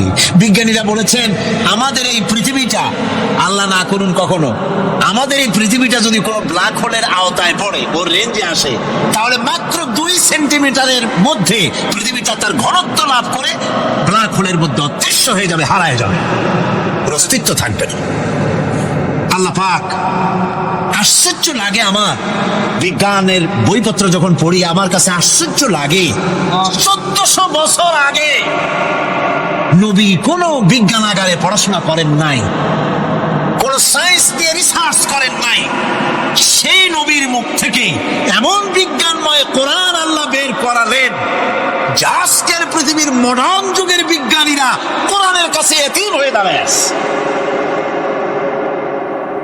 পৃথিবীর কোন বিজ্ঞানী বলতে পারবে না যে কোরআনে কারীমের অমুক আয়াতটা আনসাইন্টিফিক, এটা হাদিস আমাদের বিজ্ঞানের সাথে মিল খায় না, এমন কথা বলতে পারবে না। বরং কোরআন সার্টিফাই করবে তোমার এই বক্তব্য, তোমার এই থিওরি মোস্ট আনসাইন্টিফিক। কোরআন বলবে, ওরা বলতে পারবে না যে আয়াতটা আনসাইন্টিফিক। সুতরাং কোরআন হচ্ছে মহান বিজ্ঞানময়, কোরআন হচ্ছে আল্লাহ পাকের দেওয়া এক মহান বিধান, যে কোরআনের কারণে আল্লাহ পাক আমাদেরকে হিদায়াত দান করেছেন। সুতরাং এই কোরআন হচ্ছে, কোরআনের মধ্যে যা আছে, গোটা কোরআনে যা আছে সব সূরা ফাতিহায় আছে। সুবহানাল্লাহ বিহামদি। আল্লাহ পাক বলছেন, আলহামদুলিল্লাহি রাব্বিল আলামিন। মুহাব্বতের সাথে পড়েন সবাই, আলহামদুলিল্লাহি রাব্বিল আলামিন। সমস্ত প্রশংসা, যাবতীয় প্রশংসা সে আল্লাহ পাকের, যিনি তামাম জাহানের পালনেওয়ালা রব। ইনশাআল্লাহ বাকি কথা আগামীকাল বলবো ইনশাআল্লাহ। সকালে বলেন ইনশাআল্লাহ।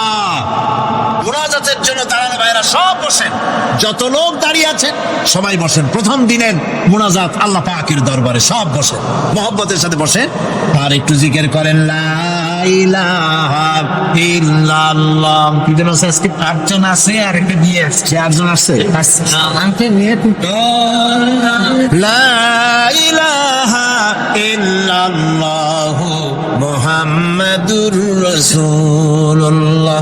তিন বন্ধু সফর করতে করতে অনেক দূর পর্যন্ত পৌঁছে গিয়েছে, গভীর রজনী হয়ে গিয়েছে। তিন বন্ধু চিন্তা করলে এখন কোথায় যাব। হঠাৎ করে ঝড় তুফানের কবলে পড়েছে, জিন্দেগি যায় যায়, জীবন ধ্বংস হয়ে যায়, পৃথিবী উল্টে যায়, এমন ঝড় তুফান শুরু হয়ে গিয়েছে। তিন বন্ধু বাঁচবার জন্য বহুত পথ আর পদ্ধতি খুঁজলো, কোথাও পেল না। শেষ পর্যন্ত তিন বন্ধু বলে পাহাড়ের উপরে একটা বিশাল গর্তের ভিতরে প্রবেশ করেছে। গর্তের ভিতরে যখন প্রবেশ করেছে নিজেকে বাঁচাবার জন্য, হঠাৎ করে পাহাড়ের উপর থেকে বিশাল বড় একটা পাথর এসে তাদের গর্তের মুখটাকে বন্ধ করে দিল, রাত কাটিয়ে দিয়েছে। ঝড় তুফান থেমে গিয়েছে। তারা যখন বের হবে, পৃথিবীর সঙ্গে তাদের কানেক্টিংটা ফেল হয়ে গিয়েছে, কানেকশন হয় না। এমন গর্তে ঢুকেছে, পৃথিবীতে কি ঘটতেছে তারা বলতে পারে না, কারণ বিশাল বড় পাথর তাদের গর্তের মুখটাকে বন্ধ করে দিল। তিন বন্ধু মিলে একসাথে ধাক্কা দিতে লাগলো। প্রত্যেকটা মানুষের শরীরের লোম কূপের গোড়া থেকে ঘাম বের হয়ে গিয়েছে, কিন্তু সরিষার দ্বারা পরিমাণ ওই পাথরটাকে নড়ানো যায় নাই। আল্লাহ রব্বুল ইজ্জতুল জালালের পরীক্ষা তাদের জন্য মুত্তাসিল হয়ে গেল। রব এইভাবে মানুষের দিলের পরীক্ষা নিয়ে থাকে। আমার বন্ধুগণ তিনজন মিলে পরামর্শ করলো, আর বাঁচা যাবে না। দীর্ঘক্ষণ চলে গেল, মরে যাবার মতো উপক্রম, পানিও নাই, খাবারও নাই, দম বন্ধ হয়ে যাও, অক্সিজেন নাই। তিন বন্ধু মিলে চোখের পানি ছেড়ে কান্না করে গভীর রজনীতে সেজদায় পড়ে গর্তের ভিতরে আল্লাহ কি ডাক দিয়ে বলেছে, আল্লাহ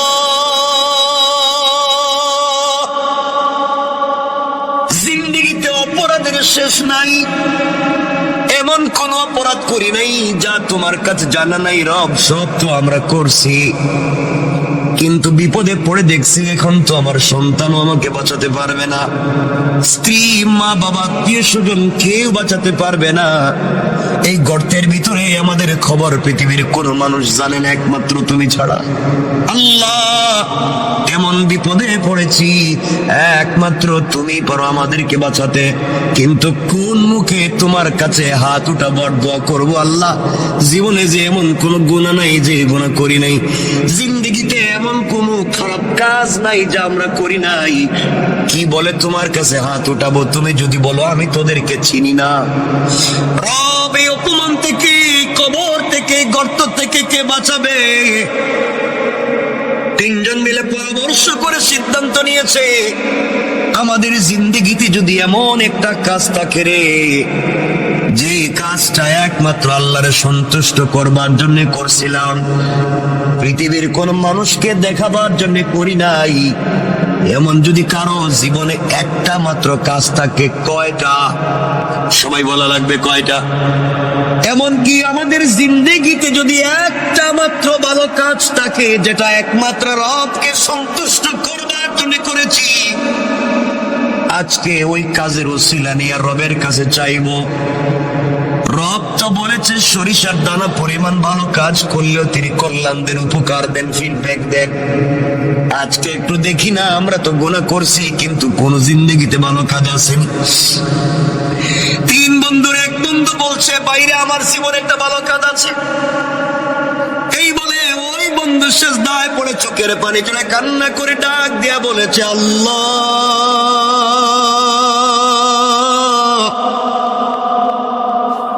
আমার জিন্দেগিতে একটা ভালো কাজের কথা আমার মনে পড়েছে। রব, আমার মন বলছে এই কাজটা একমাত্র তোমার জন্য আমি করছি, পৃথিবীর কেউ আমাকে বাধা দিতে পারবে না। তাই আল্লাহ, আমার চাচাতো বোন, যাকে আমি প্রাপ্ত বয়স্ক হওয়া থেকে যার পিছনে লেগে আছি, যাকে একটা বার স্পর্শ করতে চাই, একটা বার আলিঙ্গন করতে চাই, আমি তার সঙ্গে জেনা করতে চাই, মেলামেশা করতে চাই, তার মতো সুন্দরী মেয়ে আর নাই। কিন্তু আল্লাহ, মাকে আমার ভাগে নিয়ে আসতে পারলাম না, কোনোভাবে কথা বলে ফুসলাতে পারলাম না। আমার ওই চাচাতো বোনের বিয়ে হয়ে গিয়েছে। বিয়ে হয়ে যাওয়ার পরে তার স্বামীর বাড়িতে যাওয়ার পরে কিছুদিন পরে তার কি একটা বিপদ হয়েছে, তার সন্তান একটা হয়েছে, কিন্তু আমার মাথা থেকে তার চিন্তা যায় নাই। আমি তখনও সুযোগ খুঁজছিলাম, বোনকে যদি কোনোভাবে পাই তার সঙ্গে জেনা করব। আল্লাহ, বোন আমার কাছে কিছু ঋণের জন্য আসছিল। আমি বলছি, বোন রে, তুই যখন আমার কাছে ঋণ চাইছ, যা চাইবে তাই দিব, ঋণ না একেবারেই দিব। বিনিময়ে তোমার কাছ থেকে আমি পার্সোনাল কিছু সময় চাই, পার্সোনাল টাইম চাই। তুমি কি আমাকে একাকিত্বে নির্জনে আমাকে সময় দিতে পারবা? আল্লাহ তাআলা আমার বোন দেখেছে পৃথিবীতে এই মুহূর্তে টাকা ছাড়া তার সন্তান বাঁচবে না, তার পরিবার চলবে না। সে টাকার জন্য রাজি হয়ে গিয়েছে, আমি তাকে টাকা দিয়ে দিয়েছি। আল্লাহ, আমি নির্ধারিত সময় আর দিন বলে দিলাম। নির্ধারিত সময়ে যখন সে যে ঘর বলেছে, আমি এই ঘরে পৌঁছে গেলাম। আমি ঘরের ভিতরে গিয়ে দেখি আমার বোন চুকের পানি ছেড়ে ছেড়ে কান্না করে আল্লাহরে বলছে, আল্লাহ, পুরা জিন্দগি সতীত্বের হিফাজত করেছি, পুরা জিন্দগি নিজের চরিত্রের হিফাজত করেছি। আল্লাহ, আজ না আমি বড় বিপদগ্রস্ত। আল্লাহ, কিছু ঋণ আনবার কারণে ও আমার সাথে জেনা করতে চায়, কুকর্মগুলোকে দূর করে তোমার দিনের বোঝ দিতে। আল্লাহ, তার ভিতরে কি তোমার ভয় ঢুকায় দিতে পারো না? আমি ঘরের ভিতরে গিয়ে আমার বোনের হাত ধরেছি। বোন ডাক দিয়া বলছে, বাইরে তোর ভিতরে কি আল্লাহর ভয় নাই?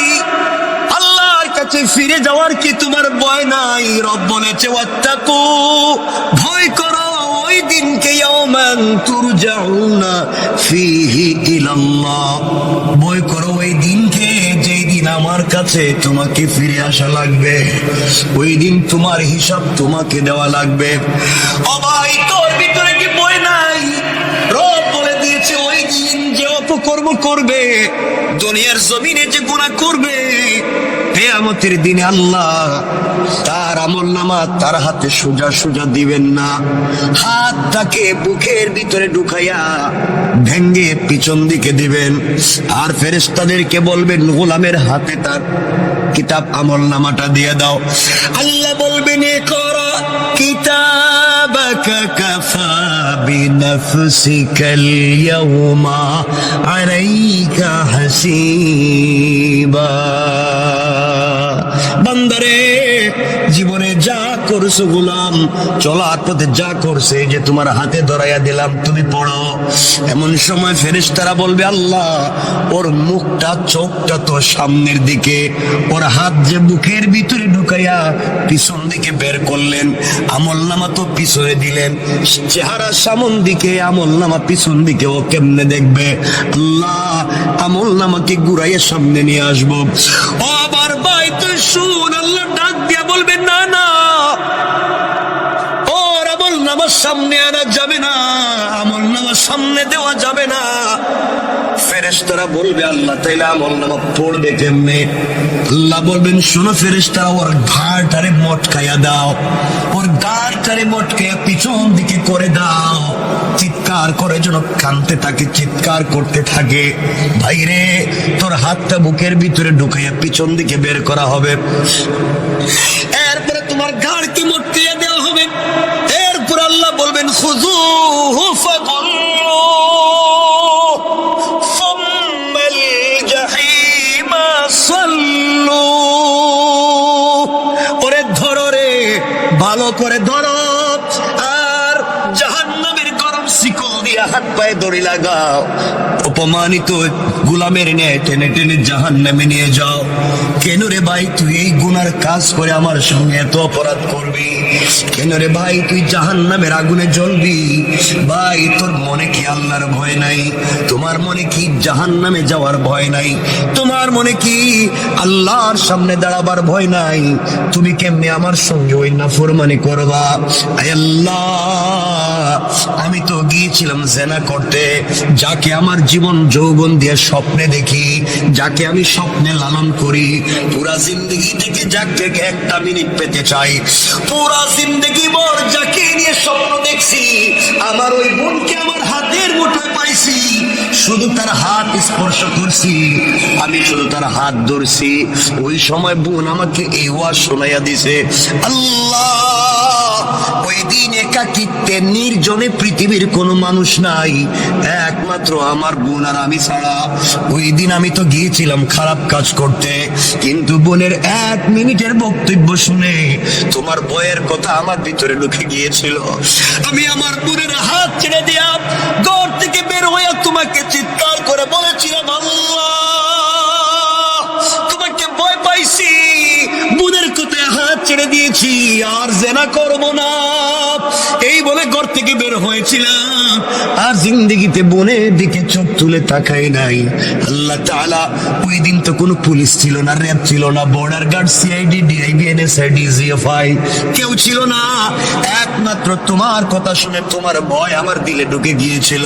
তুমি বলেছো আত্তাকু ইয়াওমান তুরজাউনা ফীহি ইলাল্লাহ, আমার কাছে তো ফিরে আসা লাগবে। ওই যে ভয় ঢুকে গিয়েছিল, ভয়ের কারণেই আমি হাত ছেড়ে দিয়েছি। আল্লাহ ওই দিনের কাজটা যদি একমাত্র তোমার ভয়ে, তোমার ভালোবাসায় হয়ে থাকে, আজকের মতো বিপদ থেকে বাঁচাইয়া দাও। ওই গোলাম দোয়া করতে দেরি হয়েছে, ওই গর্তের উপর থেকে পাথরটা 3 ভাগের 1 ভাগ অটোমেটিক সরে গিয়েছে। আল্লাহু আকবার। চিন্তা করেন কি বলতে চাই। আল্লাহর গোলাম বুঝতে পেরেছে। এবার আপনারাও বুঝেন, জীবনে ভালো কাজ করলে রব কিন্তু ফিডব্যাক দিবে। আপনি আল্লাহর পক্ষ থেকে বারাকাত পাবেন, এতে কোনো সন্দেহ নাই। কাজটা যদি হয় নির্বেজাল আল্লাহর জন্য, খালিস নিয়তে আল্লাহর জন্য যদি হয়, দুনিয়ায় ইজ্জতের জিন্দেগি পাবেন, আখিরাতেও রবের কাছ থেকে পুরস্কার পাবেন। ওই জন্য 2 হাত জোড় করে আপনাদেরকে বলি, প্রয়োজনে আপনাদের পায়ে ধরি বলি, বলেন যদি বাসায় গিয়ে পায়ে ধরতে তাও ধরি। আল্লাহর ওয়াস্তে চলার পথে রবকে ভয় করা শিখুন, হারাম কাজ থেকে নিজেকে বাঁচান। যেই সন্তান পরিবার আত্মীয় স্বজনের জন্য তো কষ্ট করি, কিয়ামতের দিন কিন্তু কেউ আমার আপনার আশেপাশে থাকবে না। সন্তান বাবার পরিচয় দিবে না, স্ত্রী স্বামীর পরিচয় দিবে না, মা বাবা সন্তানের পরিচয় দিবে না। ওই সময় একমাত্র নেক আমল তোমার আমার কল্যাণে আসবে। কোথায় কথা চলে আসছে মাঝখান দিয়া বলে দেই, যদি আপনি জিন্দেগিতে দুনিয়ার জমিনে কোরআন তিলাওয়াত করা শিখতে পারেন, কোরআন তিলাওয়াত করেন, শুধুমাত্র কোরআন তিলাওয়াত, এত ছোট্ট একটা আমল যদি করেন, আল্লাহর রাসূল সাল্লাল্লাহু আলাইহি ওয়াসাল্লাম বলে দিয়েছে, পৃথিবীর জমিনে কেউ যদি কোরআন তেলাওয়াতকারী হয়, ওই কোরআন তেলাওয়াত তাকে জান্নাতে না পৌঁছানো পর্যন্ত আল্লাহর দরবারে সুপারিশের শাফাআত করা বন্ধ করবে না। সুবহানাল্লাহ পড়েন। কথায় কথা চলে আসছে মধ্যখানে, 1 মিনিটে বলে দিই, আল্লাহর গোলাম দুনিয়ার জমিনে আল্লাহর গোলাম ইন্তেকাল করেছে। কবরে যাওয়ার পরে সবাই মিলে, আত্মীয় স্বজন মিলে গোসল করাইয়া, কাফন পরাইয়া, হাতে পায়ে বেড়ি দড়ি লাগিয়ে রশ্মি দিয়া বেঁধে সাদা কাপড়ে প্যাকেটিং করে সবাই মিলে নিয়ে যায়, তাকে কবরের দিকে নিয়ে যায়। বান্দা চোখের পানি ছেড়ে ছেড়ে কান্দে আর বলে, সন্তান তোর জন্য না ঢাকা শহরে এত সুন্দর বাড়ি বানাইলাম, তুই কেমনে আজকে বাপরে বান দিয়া তুই কই নিয়ে যাস? ও সন্তান, তোর জন্য না এত বাপ এত কষ্ট করলাম, তুমি আমারে আজকে কোথায় নিয়ে যাও, কোন কবরে? সন্তান বলছে হয়তো জুরাইন কবরস্থানে, আজিমপুর গুরুস্থানে, কোন জায়গায় নিয়ে যায়? সন্তান নিয়ে যায়, বাবা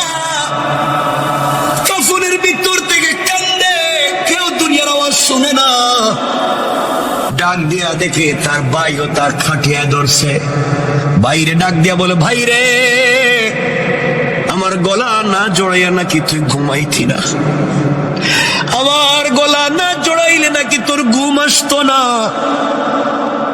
ছোটবেলায় দুইজন খেতে বসলে কত দুষ্টামি করছি, দুই ভাই মিলে দুনিয়ার জমিনে কত দুষ্টামি করলাম। কেমনে রে ভাই তুই আজকে আমাকে, কেমনে তুই আমাকে ভুলে গিয়া জাহান্নামের কবরের দিকে নিয়ে যাস? ভাইও কথা শুনবে না, তাকে দেখবে তার কলিজার টুকরা বন্ধু সেও খাটিয়ে ধরে আছে, কবরের কাছে নিয়ে বলছে, মিনহা খালাকনাকুম ওয়া ফিহা নুঈদুকুম ওয়া মিনহা নুখরিজুকুম তারাতান উখরা। সবাই ডাক দিয়ে বলতেছে, ওখান থেকেই তুমি আসছিলা, আবার তোমাকে মাটিতে ঢুকাইয়া দিতেছি, কিয়ামতের দিন কিন্তু তুমি ওখান থেকেই উঠবা।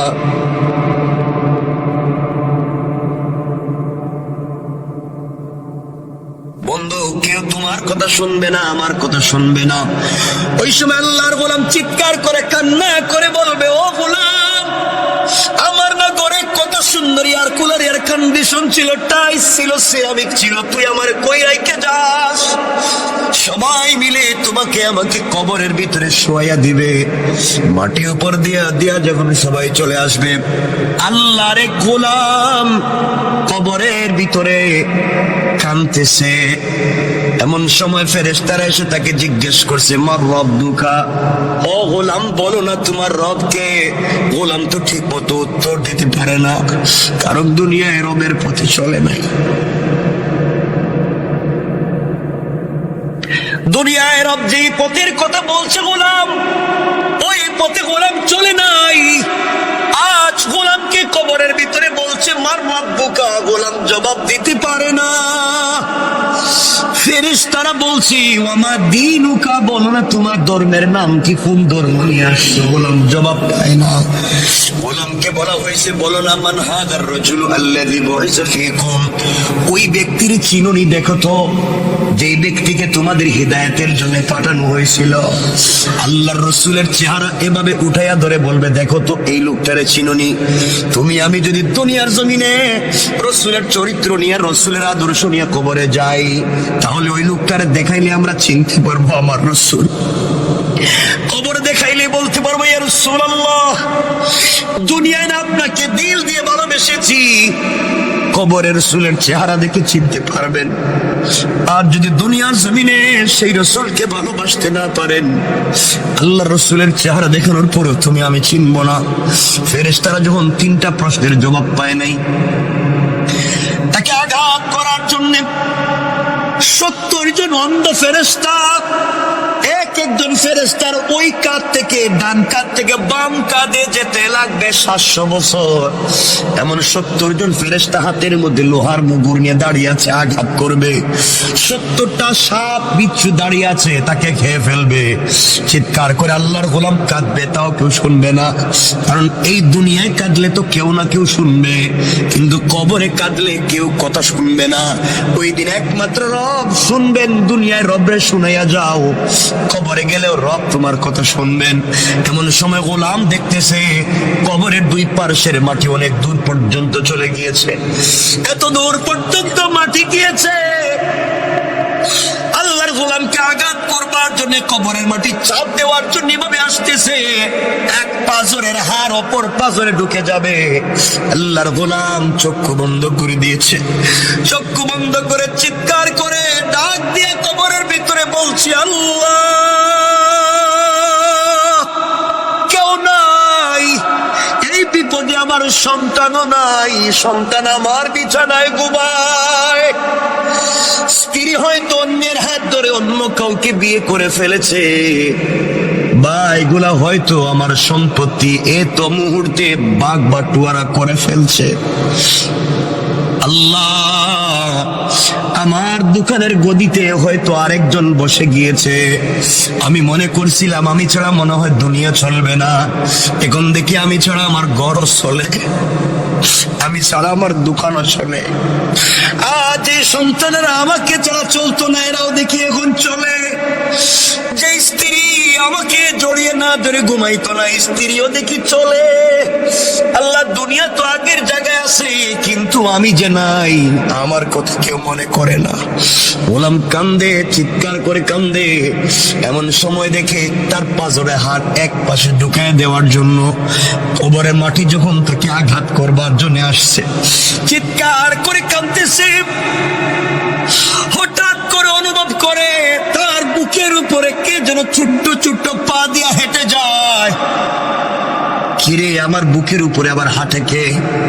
চক্ষু খুলে দিয়েছে। চক্ষু খুলে দেখে সবাই যার যার জায়গায় দাঁড়িয়ে আছে, কেউ আর আঘাত করে না। আর তাকাইয়া দেখে তার বুকের উপরে সবুজ চড়ুই পাখির মতো একটা পাখি তার বুকের উপরে হেঁটে হেঁটে যায়। আল্লাহু আকবার। গোলাম চিৎকার করে বলছে, কে রে তুমি? ডাইনে মাটি, বামে মাটি, নিচেও মাটি, উপরেও মাটি, তুমি কেমনে ঢুকলা? আমি তো অক্সিজেন নিতে পারি না। পাখি আল্লাহর কাছে বলছে, আল্লাহ তুমি আমার জবানটা খুলে দাও, আমি তোমার বান্দার সাথে 1 মিনিট কথা বলি। আল্লাহ পাখির জবান খুলে দিয়েছেন।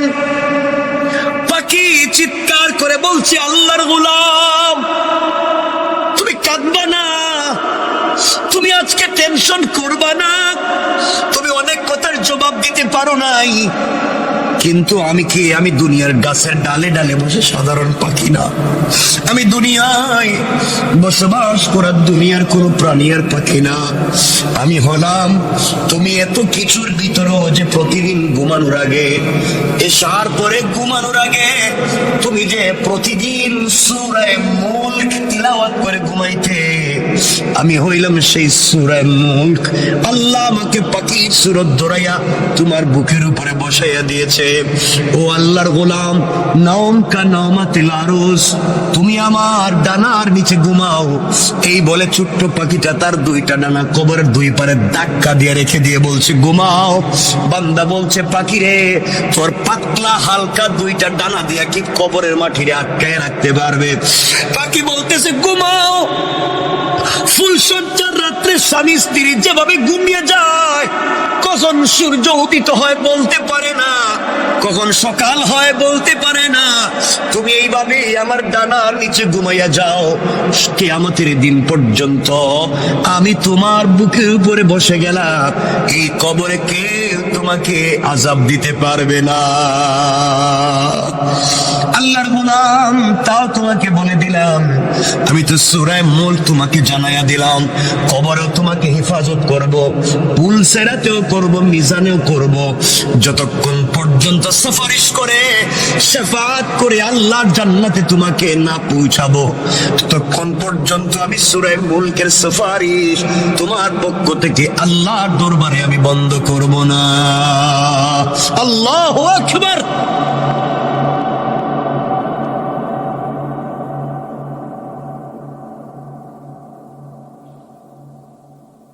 চিন্তা করেন।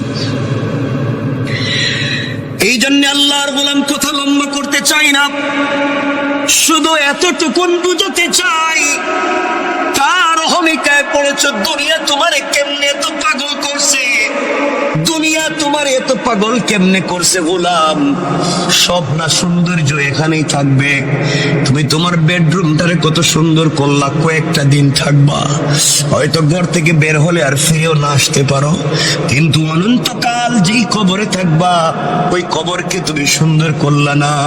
আল্লাহর গোলাম, ওই আল্লাহর গোলাম যখন কান্না করছে, কবর 3 ভাগের 1 ভাগ, গর্তের ভিতর থেকে পাথর 3 ভাগের 1 ভাগ সরে গিয়েছে।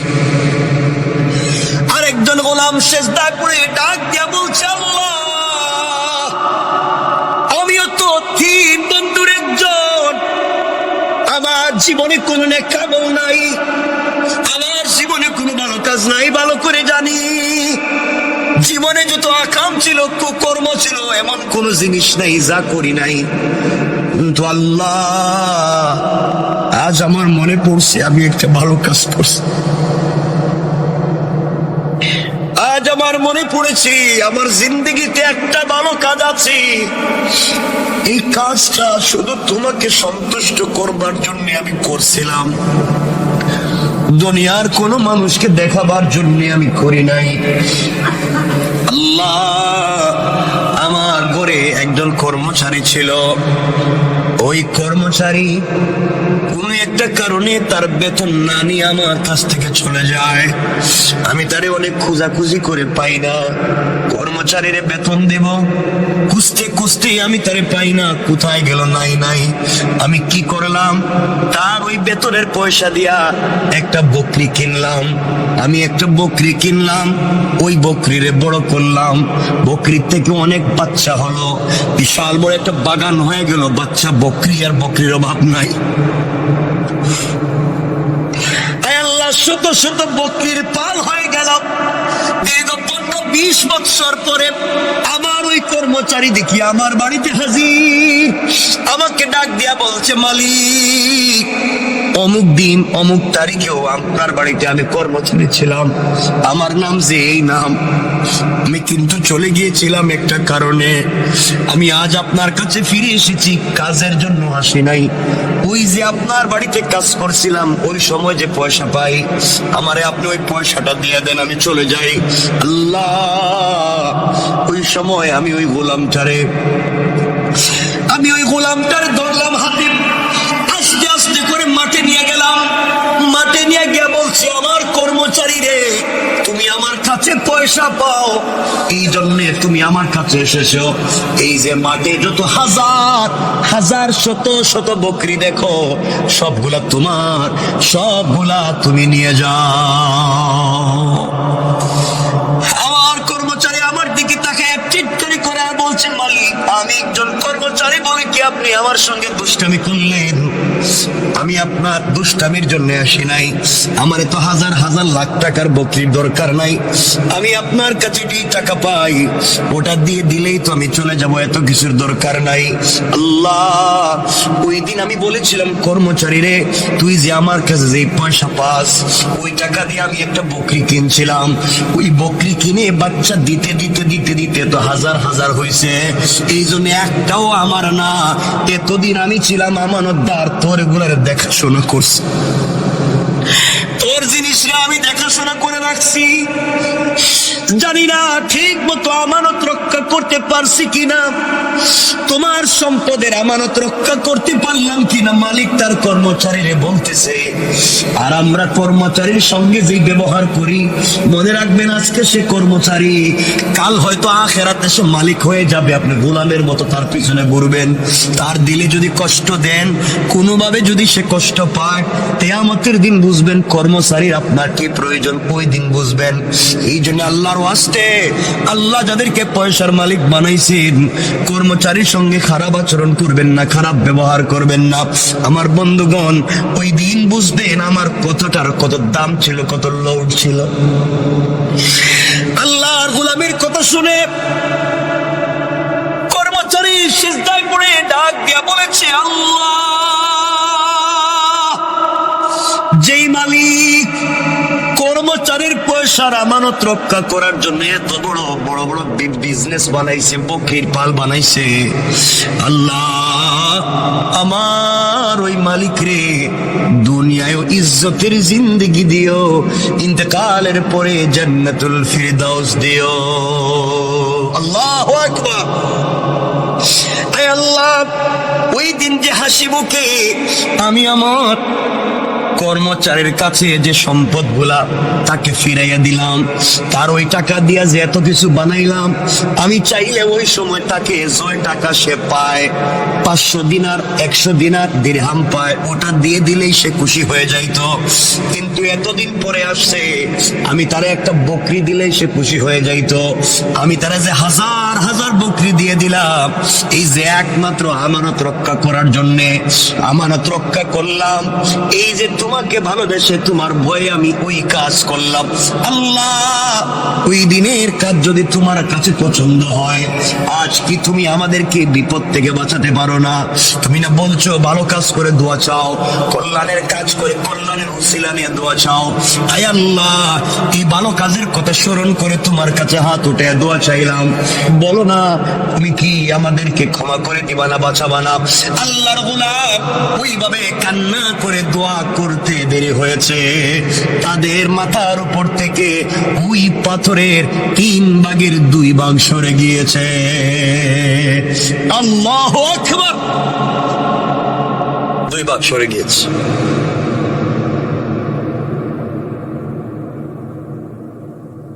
তারা অনেক ট্রাই করছে বের হয়ে যায় কিনা, দেখলো বাইরেও যায় না, ওই আরেকটা ভাগ যাইতেও। 2 জন বন্ধু যখন আল্লাহর কাছে দোয়া করছে, আল্লাহ তাআলা তাদেরকে বাঁচাইয়া দিয়েছেন।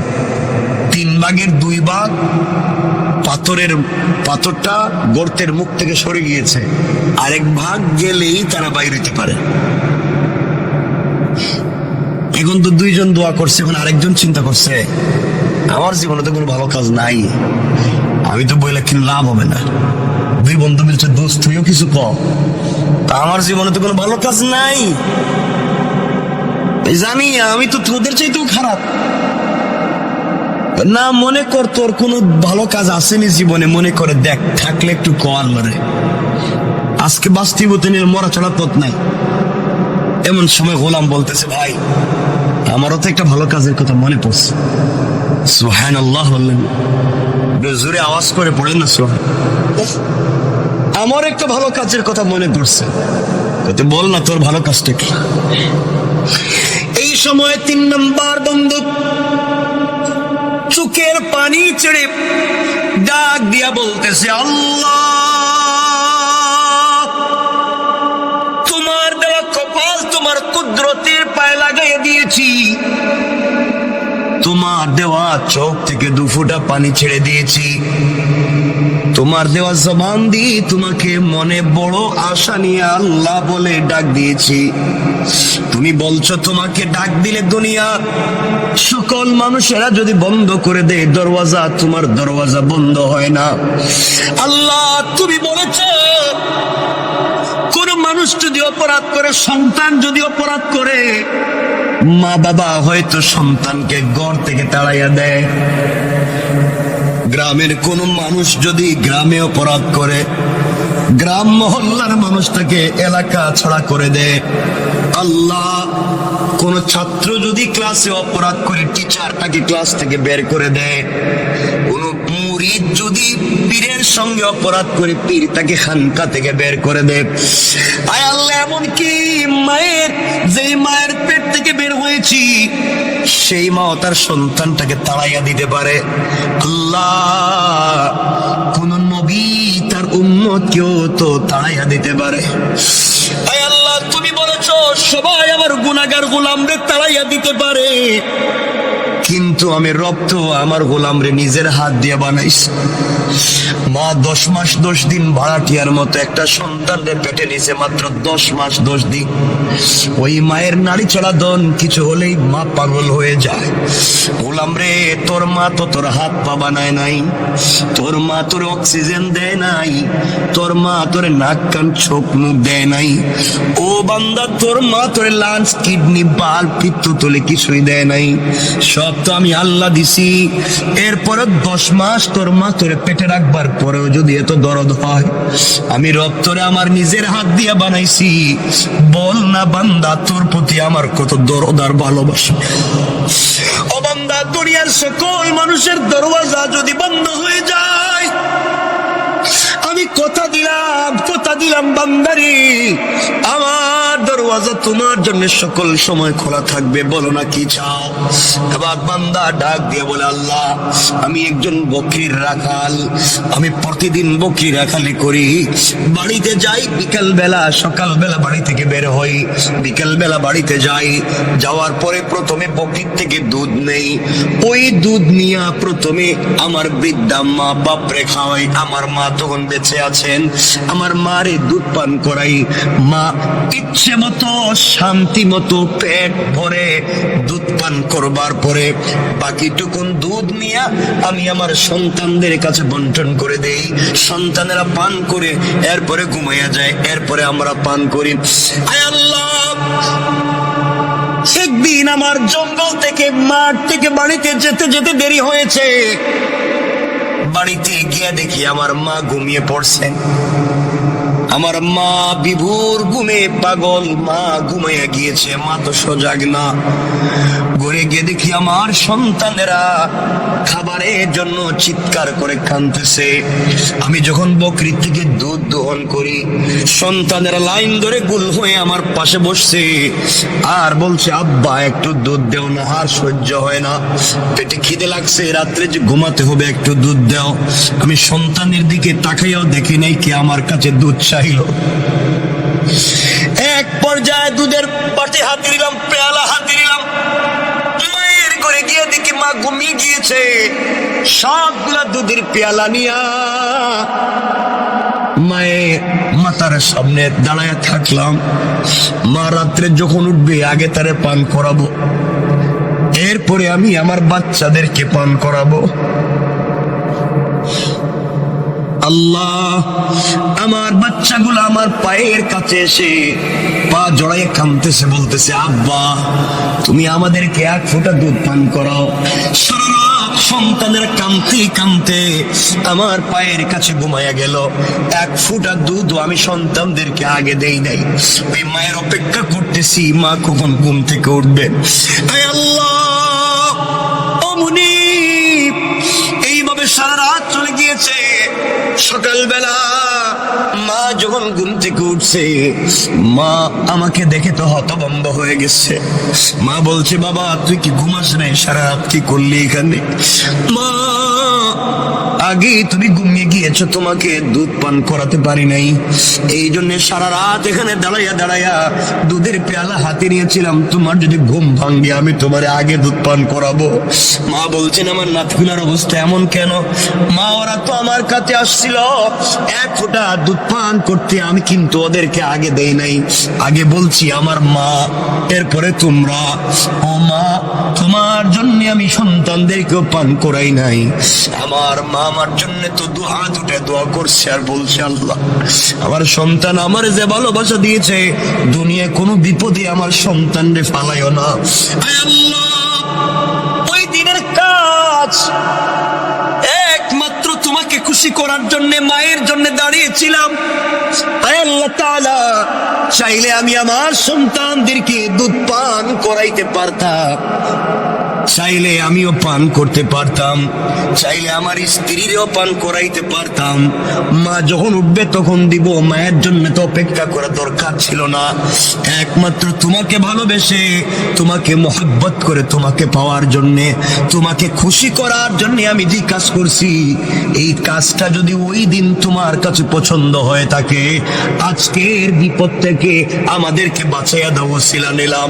বলতে দেরি হয়েছে, কসম কসম রব্বে পাকের জাতে, ওই গোলাম দোয়া করে বলতে দেরি হয়েছে, পুরাটা পাথর তাদের গর্তের মুখ থেকে সরে যাইতে 1 মিনিটও দেরি করে না। সুবহানাল্লাহ জুড়ে। আমার বন্ধুগণ, 3 বন্ধু বেঁচে গিয়েছেন, এই জন্য কথাটা তো শুরু করছিলাম ওখানে। জীবনে যদি সরিষার দানা পরিমাণও ভালো কাজ করেন, রব কিন্তু তোমাকে আমাকে এটা দিবে। আল্লাহ কোরআনে বলছেন, ফামাইয়ামাল মিসকালা যাররাতিন খায়রান ইয়ারা, সরিষার দানা পরিমাণ যদি ভালো কাজ করো, ওটারও কিন্তু বদলা দিব। ওয়া মাইয়ামাল মিসকালা যাররাতিন শাররান ইয়ারা, আর তোমরা যদি খারাপ কাজ করো সরিষার দানা পরিমাণ, তারও হিসাব দেওয়া লাগবে। এই জন্য দুহাত জোর করে যেই কথা শুরুতেই বলছিলাম, দরকার হলে পায়ে ধরে বললাম, আল্লাহর ওয়াস্তে চলার পথে ভুল তো করবো না, মানুষের হক মারবো না, আমানতের খেয়ানত করবো না, অন্যায় আচরণ করবো না, ছোট থেকে ছোট হলেও আল্লাহকে সন্তুষ্ট করার জন্য ভালো কাজ করব। রব বলে দিয়েছে, তুমি যদি আমাকেই পাওয়ার জন্য ভালো কাজ করো বান্দা, আমি কথা দিলাম তোমার এই ছোট্ট একটা আমলি তোমাকে জান্নাত পর্যন্ত নিয়ে যেতে পারে। পড়েন সুবহানাল্লাহ। আমার কথা কি আপনারা বুঝছেন এতক্ষণে? এত আলোচনা করে যেটা বোঝাতে চাইলাম, এই পুরো 1 ঘন্টা কথা বলছি, একটা বিষয় বোঝা পারবে, আমাকে আপনাকে ফিরে যাওয়া লাগবে আল্লাহর সামনে। সরিষার দানা পরিমাণ ভালো কাজ করলেও জবাব দিতে হবে, খারাপ কাজ করলেও জবাব দিতে হবে। সুতরাং আমরা কোনোভাবে অন্যের সম্পত্তি তো নিজে খাবো না, নিজের লিডার হলে কখনো পাবলিককে ঠকাবো না, এবং নিজের সম্পত্তি বাঁচাবার জন্য অন্যের সম্পত্তি ধ্বংস করবার জন্য রাষ্ট্রের কাছে কুপ্রস্তাব দিয়া কাউকে বিপদে ফেলবো, বলেন ফেলবো?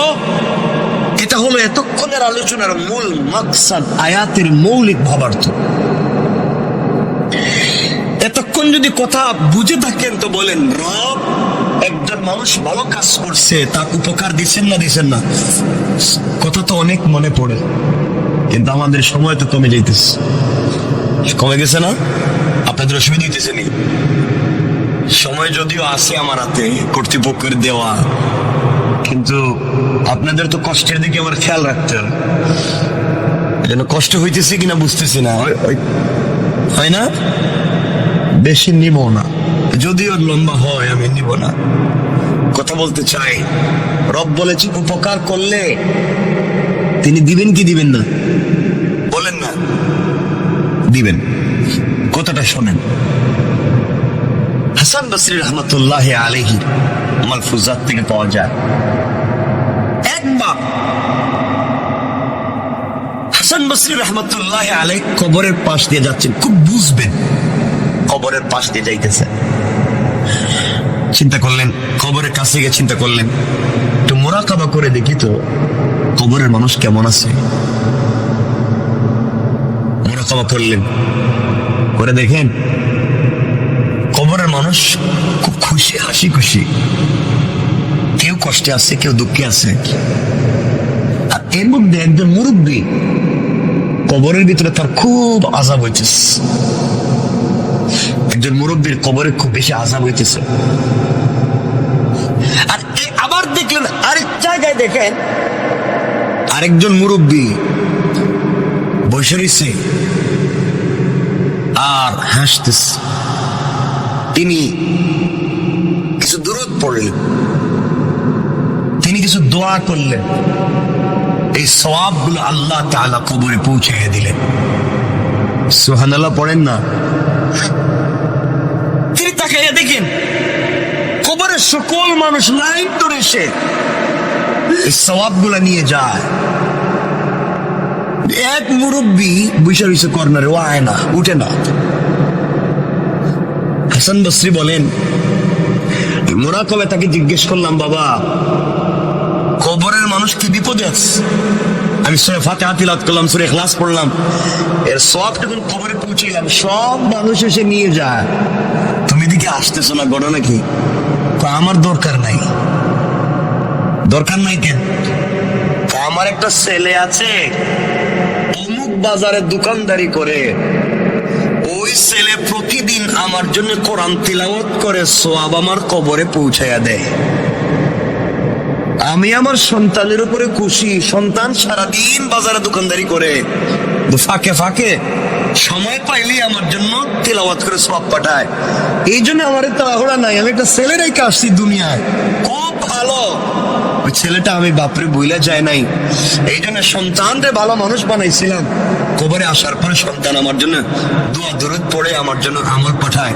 আর আমরা এমন সন্তান রাইখা যাই, বাপ মারা যাওয়ার আগেই এর মাইরে ফেলায়। কথা বলেন না কেন? মা বাপ মারা যাওয়ার আগে এমন কষ্ট দেয় তো এমনি জিন্দা মরে যায়, খাবার দেয় না, বউরে নিয়ে আলাদা থাকে, মা বাপরে দেখতে পায় না, মা বাপের সঙ্গে ভালো আচরণ করে না, স্ত্রী সন্তান যা বলে তাই শুনে, মা বাপকে এই ভালো জায়গায় রাখতে চায় না, মা বাপের ঠিক মতো ঔষধপাতি দেয় না, খবরাখবর রাখতে পারে না, মা বাপকে পয়সা দিলে হিসাব করে। এই সমস্ত নাফরমানি আমাদের ভিতরে হর হামেশা রয়েছে, ঠিক না? হাসান বসরি বলেন, আমি মুরাকাবা শেষ করব, একজন মুরব্বী খুব কাঁদতেছেন, আযাব হইতেছে। আমি জিজ্ঞেস করলাম কারণ কি? মুরব্বী বলছেন, বাবা আমার একটা মেয়ে আছে। কি আছে? খুব দুশ্চরিত্রা, খারাপ খারাপ কাজ করে বেড়ায়। আর ও যত গুনার কাজ করে, ওর গুনার কাজের ভাগ আমার খবরে আসে, আমি পাই।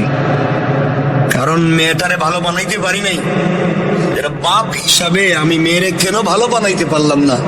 ওই মেয়ে খারাপ কাজ করলে আমার কাছে গুনাহ চলে আসে। আর ওই বেচারা বলতেছে আমার ছেলে দুনিয়া তেলাওয়াত করে আমার কাছে সওয়াব চলে আসে। অর্থাৎ সন্তানকে যদি ভালো মানুষ বানায়া যেতে পারেন, সন্তান ভালো কাজ করলে তারও একটা অংশ পাবেন, সন্তান খারাপ কাজ করলে তারও একটা। তিনি বললেন, বাবা আমার মেয়েটা অমুক গ্রামে থাকে, তুমি যদি পাও। আমার মেয়েটার একটু বইলো আমার জন্য, আমি বাপের জন্য যেন একটু ইসালে সোয়াব করে কোন একটা কিছু করে, আমার কষ্ট সহ্য হয় না। কেন মেয়েটা খারাপ কাজ ছাড়ে না? আল্লাহর ওলি হাসান বসরি রহমাতুল্লাহি আলাইহি চলতে লাগলেন। ওই বাজারে পৌঁছে গেলেন, যেই বাজারে মুরব্বী বলছিল তার সন্তান কোরআন তেলাওয়াত করে। সত্যি দূর থেকে দেখেন তার দোকানে ভিড় লেগে আছে, মানুষ, কাস্টমারের অভাব নাই। কিন্তু আল্লাহর গোলাম কাস্টমারের সঙ্গে কথা বলে ঠোঁট নাড়ায়া আল্লাহর কালাম তেলাওয়াত করে যায়। ওই যুবকের কপালে চুম্বন দিয়া বললেন, যুবক রে, তোমার মতো সৌভাগ্যবান যুবক আর কয়জন আছে যার বাবা কবরে গিয়েও সন্তানের জন্য দোয়া করে, সন্তানের জন্য ভালো চায়।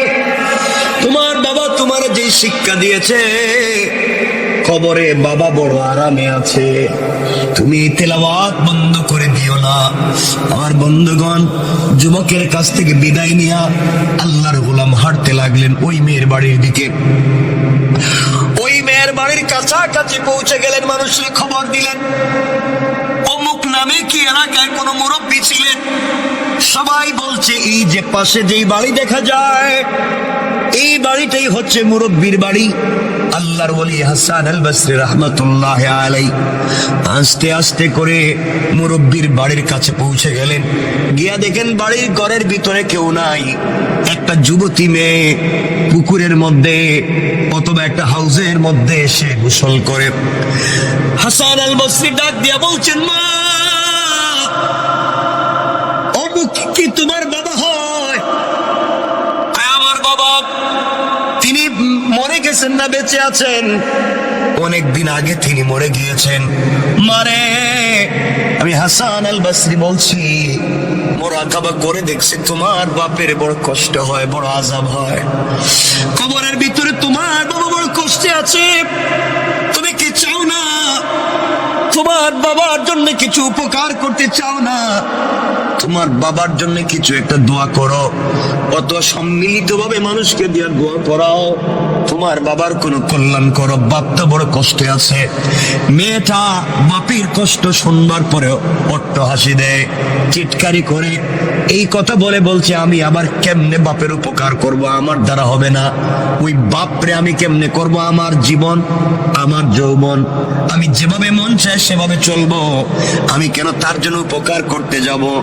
ও হাসান আল বসরি, আপনি বলেছেন আমি যেন গুনাহ ছেড়ে দেই। আমি কিসের গুনাহ করি? আমি তো জীবনটাকে এনজয় করি। আপনার আবার কি আসা যায়? আমার বাবারই বা কি হয়? জীবনটা তো আমার যা মন চায় তা করব। মনে রাখবেন, একজন নারী যদি জাহান্নামে যায়, 4 পুরুষরে নিয়ে জাহান্নামে যাবে। আবারও বলছি, একজন নারী যদি জাহান্নামে যায়, 4 জন পুরুষরে নিয়ে জাহান্নামে যাবে। নারী যদি জাহান্নামে যায়, তার বাপরে নিয়ে যাবে।